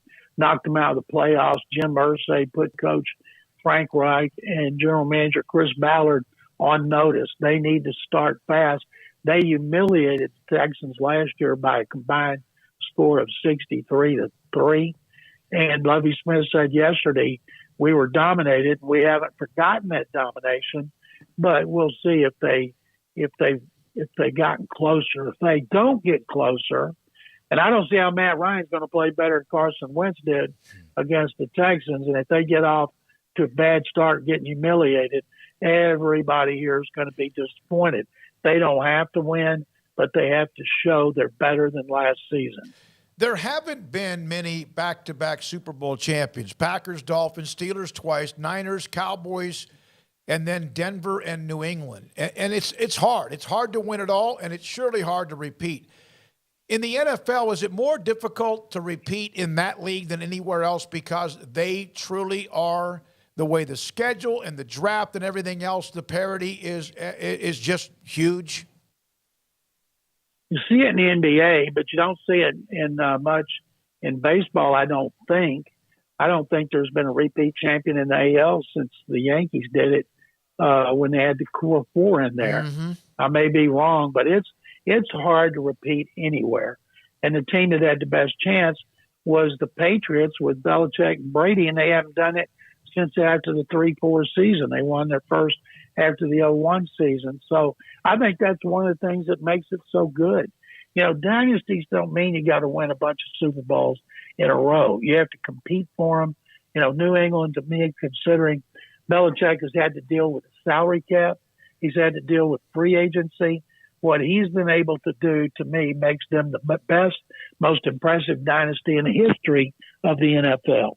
You know, you're right. Yankees in 98, 99, and 2000, which was the younger part of that run with Jeter and Bernie Williams and many, many others as well. Is there a team that just is under the radar that you think might be kind of fun? They're not under the radar, but I'm picking the Chargers to win the Super Bowl over the Packers and Justin Herbert being the MVP. And they didn't even make the playoffs last year. I'm trying to be different from everybody else that's picking Buffalo or Green Bay, even though the Packers haven't been to the Super Bowl since 2010. And I think in the NFC right now, you look at the Rams and the Packers and the Buccaneers, and that's it. You look at the AFC, there's a lot of contenders. And so much depends on the quarterback. Can they keep the quarterbacks healthy? I think Baltimore's going to win the division. I think the Colts will win the division. I think the Chargers. And there was one other I picked. I can't remember who it was, because usually about 4 teams sneak in there. So I'm fascinated to watch how it plays out. That's one of the great things about the start of the season. There's been so many storylines throughout the off season, and now we're going to get to see all this come to fruition. John, is there a team that was absolute hot garbage last year that you think may surprise some people? Boy, garbage, Paul. My goodness, let's see. Garbage. No. Some people think Jacksonville. Give me a break. Some people are talking about Detroit because they've seen them on Hard Knocks. Give me a break. I think the 5 worst teams are going to be the Bears, the Jets, the Jaguars, the Texans, and the Lions. Not the Commanders, Smokey. So there you go. We're doing better. We're moving up in the world. John, you, of course, forever Hall of Fame columnist, NFL, all of that. What you've been honored, the long stretch at the Chronicle. You then retired just a few weeks. It seemed like it's been maybe 2 or 3 months ago. I can't remember exactly what, but you now are back working again. You were, but what are your new toys? Well, I only retired from the Chronicle, and I've still been working my radio shows, 5 in Houston on Texans flagship, sportsradio610.com, and they announced me on Monday as their senior Texans columnist. I'd be writing 3 times a week, plus my 5 appearances, plus I've been doing 3 podcasts a week for them on the Texans, the NFL, and the Astros. But the one I'm really excited about, gallerysports.com. I'm their columnist. I've got 2 up on there. I've got 2 more coming, and it's Jim McIngvale, Mattress Mac. He owns it, our country's most renowned gambler and furniture salesman, and he approached me about this way back in May. And so it's Gallery Sports, and as he says in a lot of his commercials for Gallery Furniture, it's free. Everything I write right now is free. So all you got to do is go to gallerysports.com or sportsradio610.com, and I've got all kind of stuff there, and I'm pumped about it because I also can write about college football for the first time ever. I'm going to start off focus on the NFL and the Texans, and I'll do stuff on the Cowboys, and then I'll do stuff on the college football as well. And I'm excited about it, just so I'm going to take a nap on Saturday so I can stay up late and watch Baylor playing in Provo against Brigham Young. John, that reminds me then to ask you, you're a part of the Chronicle, but you were also a part of 610 forever as well. The Chronicle was your main employer, right? So you couldn't write for the radio station because of that? No, I could have, but I didn't want to because I was busy. I wrote 15 stories a week for the Chronicle every week, including 5 columns. And as it is now, people are like, oh, you're so busy. Well, actually, I'm only going to write 4 columns and 2 other things, and everything else is just yapping. And I love to yap about sports, as you guys know, and I appreciate you guys letting me promote Gallery Sports and sportsradio610.com. With a station, I knew they wanted to beef up their website. And so I said, how about I write a column for you once a week? And they said, okay. And that's become 3. And then these 3 podcasts, but I love doing it because I get to talk about Baylor everywhere. You get when Baylor beat University of Air Saturday by 59 points, I talked about it on all my shows, and I always do, tweet about it. And I love college football just like you guys do, and I love the NFL. If this weekend starting Thursday night is anything like college weekend, I may have a heart attack. Don't do that. And we love your writing. I think it's great. A lot of times people, because of your NFL Hall of Fame resume, they love the fact you can get into all the various sports. So we appreciate your time. Anything else for John? Paul? Nope. John, thank you. Congratulations. GallerySports.com. Hall of Famer. John McClain. Wait. Take them Bears. There you go. Needed that. Thank you, guys. They will not win in Provo without that. Sick on 365 Radio and 365 Sports.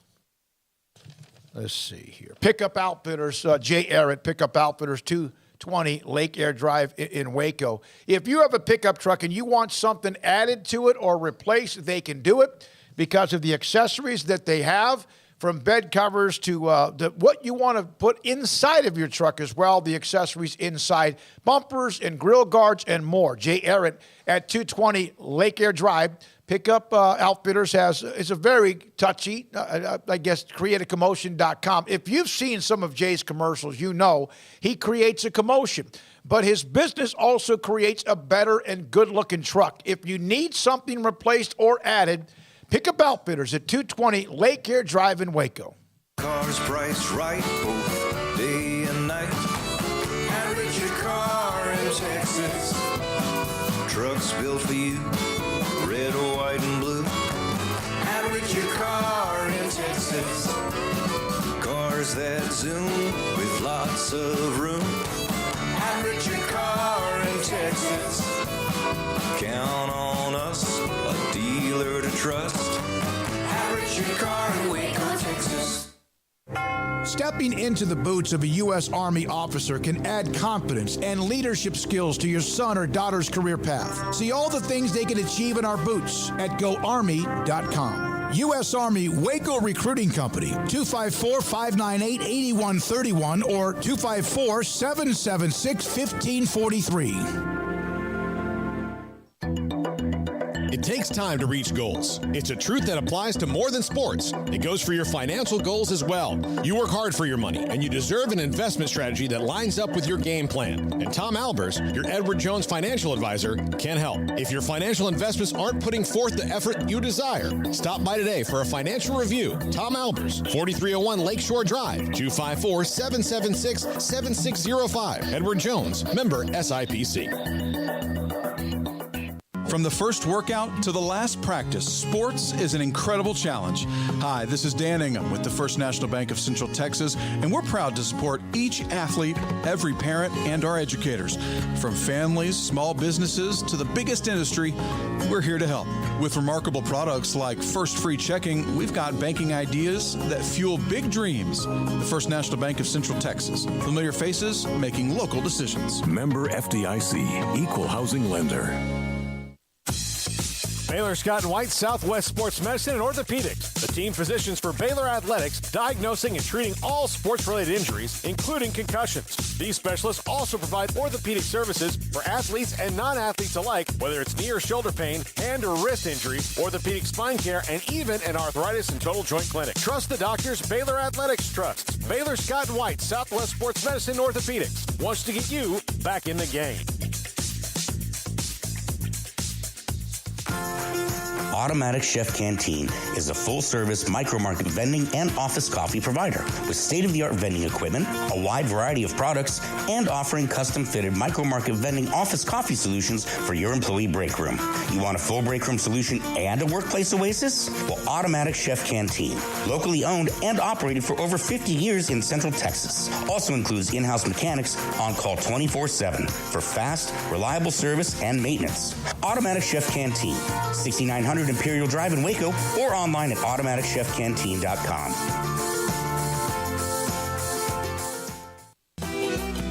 Shorty's Pizza Shack at 12th and Bagby is a homegrown, locally owned pizza place that's out of this world. Everything from the dough, the sauce, the sausage topping is made fresh in-house. Not to mention the amazing pizza pillows, the chicken wings are to die for. Try the Sikkim sauce, chili cheese fries or tots, plus great specials on food and drink every single day. Shorty's is also the perfect spot to watch the game with your friends. Shorty's Pizza Shack at 12th and Bagby. Tell them Paul sent you by.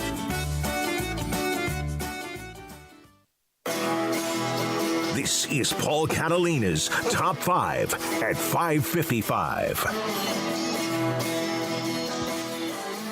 All right, top 5 things that surprised me in week 1. Varying levels of surprise. One of them, the more I think about it, I shouldn't be, but I just kind of was. But top 5 things that surprised me. Number 5, that Clemson still has offensive line issues. I thought that might have been fixed a little bit, but really they do. And that is the one thing they're going to have to get over. If the offensive line plays better, DJU will be better and they can wait on Cade Klubnik. But if the offensive line doesn't get better, that might not help DJU, and they might be, have some more struggles in the ACC, kind of like they did last year. And this is a team that does not expect to just contend for the conference title. They expect to win it, and they expect to be in the CFP. But if they don't get that offensive line picked, the other teams that are probably going to be there in the CFP will run right through them. I was disappointed for them because, again, just because you're talking about fixing it and new players or recruits or whoever and transfers, and I don't know how much Clemson did even that anyway. I was kind of disappointed. I was for the quarterback, the offensive line, and they eventually just were better. They're better. They wore them down. They took over. Their defense looks really good. But, that does seem like if there's improvement, they'll watch it today on the film and see if they can make it even better. Yeah. Well, that's what film's for. Their offensive line is an issue. They will, have to shore that up to be in the race that they want to be in. I don't see that, problematic I don't see that being a problem all year long and them just being able to skirt it every single instance that they, trot out there. So, that's something to keep an eye on amongst other issues for them. They are far from a perfect team. There are things to like, but there are definitely some holes in their game.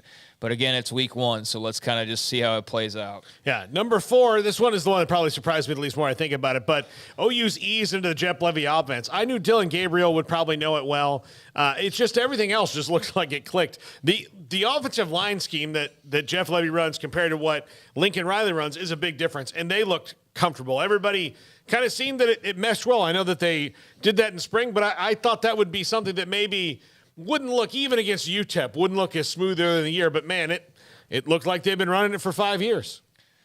I mean, isn't it the same offense that a few years ago they said didn't even require a playbook? Yeah. So, I thought that they would be, pretty well set to adjust to this offense. I mean, there was nothing complicated about it. I'm sure there are some parts of it that if Jeff Levy were to hear me say, it'd be like, you don't know what you're talking about. You're right. But I know that it's not rocket science to learn this offense. So I thought that would be, especially given that it's not the same thing as Riley, but that they've got players that I think you can plug into both systems and have great success with.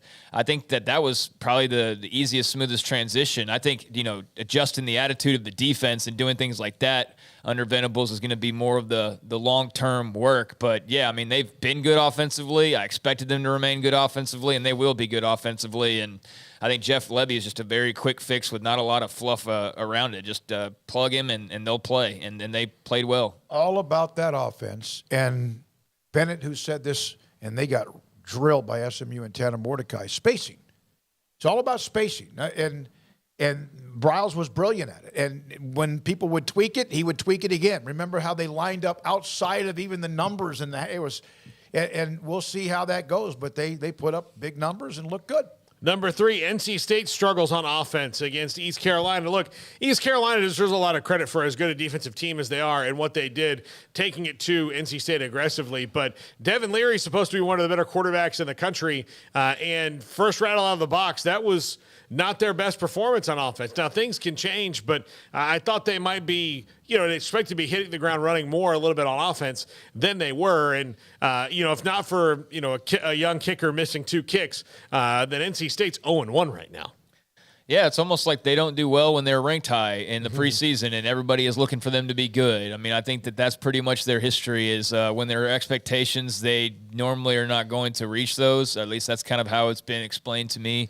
And kind of how it's felt in watching them. I mean, how often is that the team that comes to mind when you think of even the ACC race or whatever? But Devin Leary and others have made them a team that, was very attractive to kind of circle this preseason and based off what they did last year. But you're right, that was a very scary opener that could have just washed away everything. But I think that's almost the expectation is like, oh, we're ranked high, and it's like, well, we're going to probably lose, like that was almost like what you expected to happen given their history. But to their credit, however it occurred, what lucky breaks or not they didn't get, they won. Like, that's really all that matters after week 1 is that you won. Now you got to win the next one. And that's where it's going to be, problematic for them if they don't shore up some issues. But, yeah, better to survive a scare than get washed out in that very first contest. That would have been a tough pill to swallow. Yeah. Number 2, Anthony Richardson's development.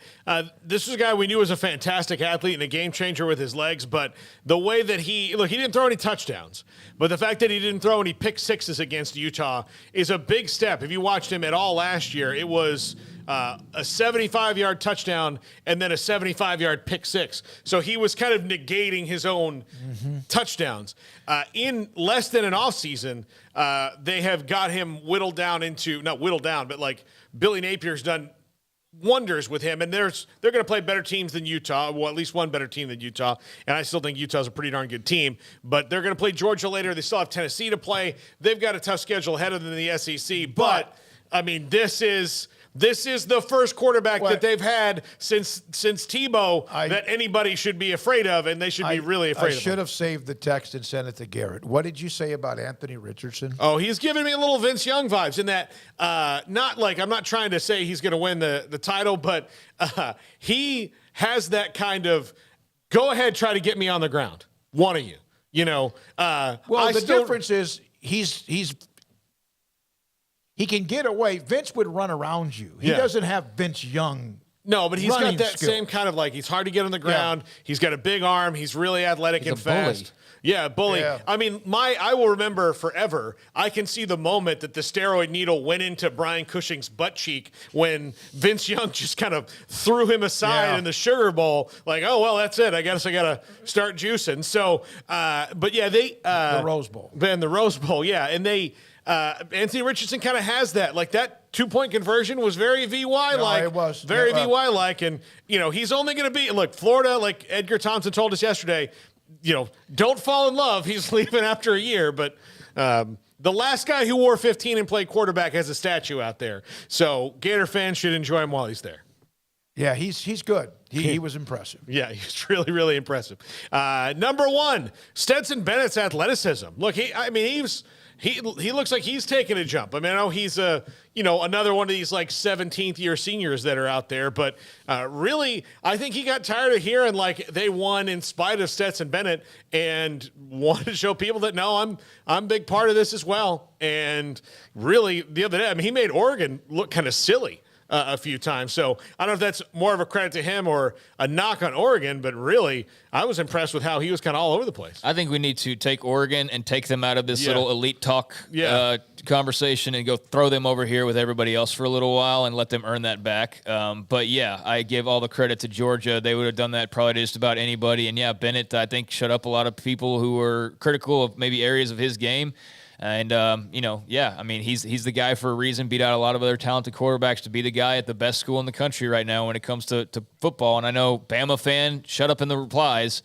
They're the champs. They're the best program in the country right this very moment. But, it's a 1A, 1B, if anything, with him in Alabama. So, I think he's got a hell of a year in store. Just obviously keep him healthy, but there's just not a lot to not like about the Georgia Bulldogs at this point. I mean, I think everybody feels like they're probably on a collision course once again with kind of the same old same old names that we usually see at the end of the year, but rightfully so, because they are absolutely loaded, and he's a definite star in college football right now. MP, thank you, Craig. Yes, Ducks are overrated, so overrated.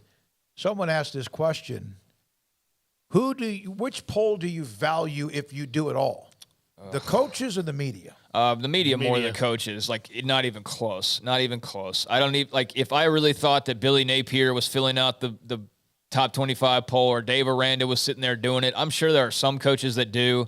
I think the majority of them, if any of them, don't. Some intern or some GA or whatever fills it out. And look, they might be knowledgeable about it. But no, I definitely trust the media poll over the coaches poll. But I don't trust the media poll entirely, because they'll be the same people. And, I'm not a voter, but I'm one of the media, so to speak, that will, prop up the same teams over and over and over again, and then allow some teams to have just a little moment. But as soon as they falter at all, like, see ya, you're not reaching the top 25 for 15 years again. It's like, it's such BS how that goes, the snobbery that's involved in the media sometimes. But yeah, I would trust that one more, just because I think there's more watching of the games and consuming of the games than a coach has time for. I need to look at underneath the poll and who votes in the poll. And if Dave Aranda's name is in there, I'm going to ask him that. When do you vote? No, I don't think he is. I don't think he's been at Baylor long enough. Not that you can't be a first or second year coach and get a chance to vote. All right, Levi, Jacob, Garrett, Jack, Emery, who has been working remotely, who will help us with Sports Tonight. And thank you, Paul, Catalina, Craig Smoak. Thanks to our guests today. And tomorrow we'll have BYU's Kalani Sitake, the head coach, who's become a great friend of the show. We'll focus in on Texas, Alabama, among others as well. Thanks to our incredible sponsors every day at 3 right here. Hit the like button, subscribe, spread the word. 365 Sports. Good night.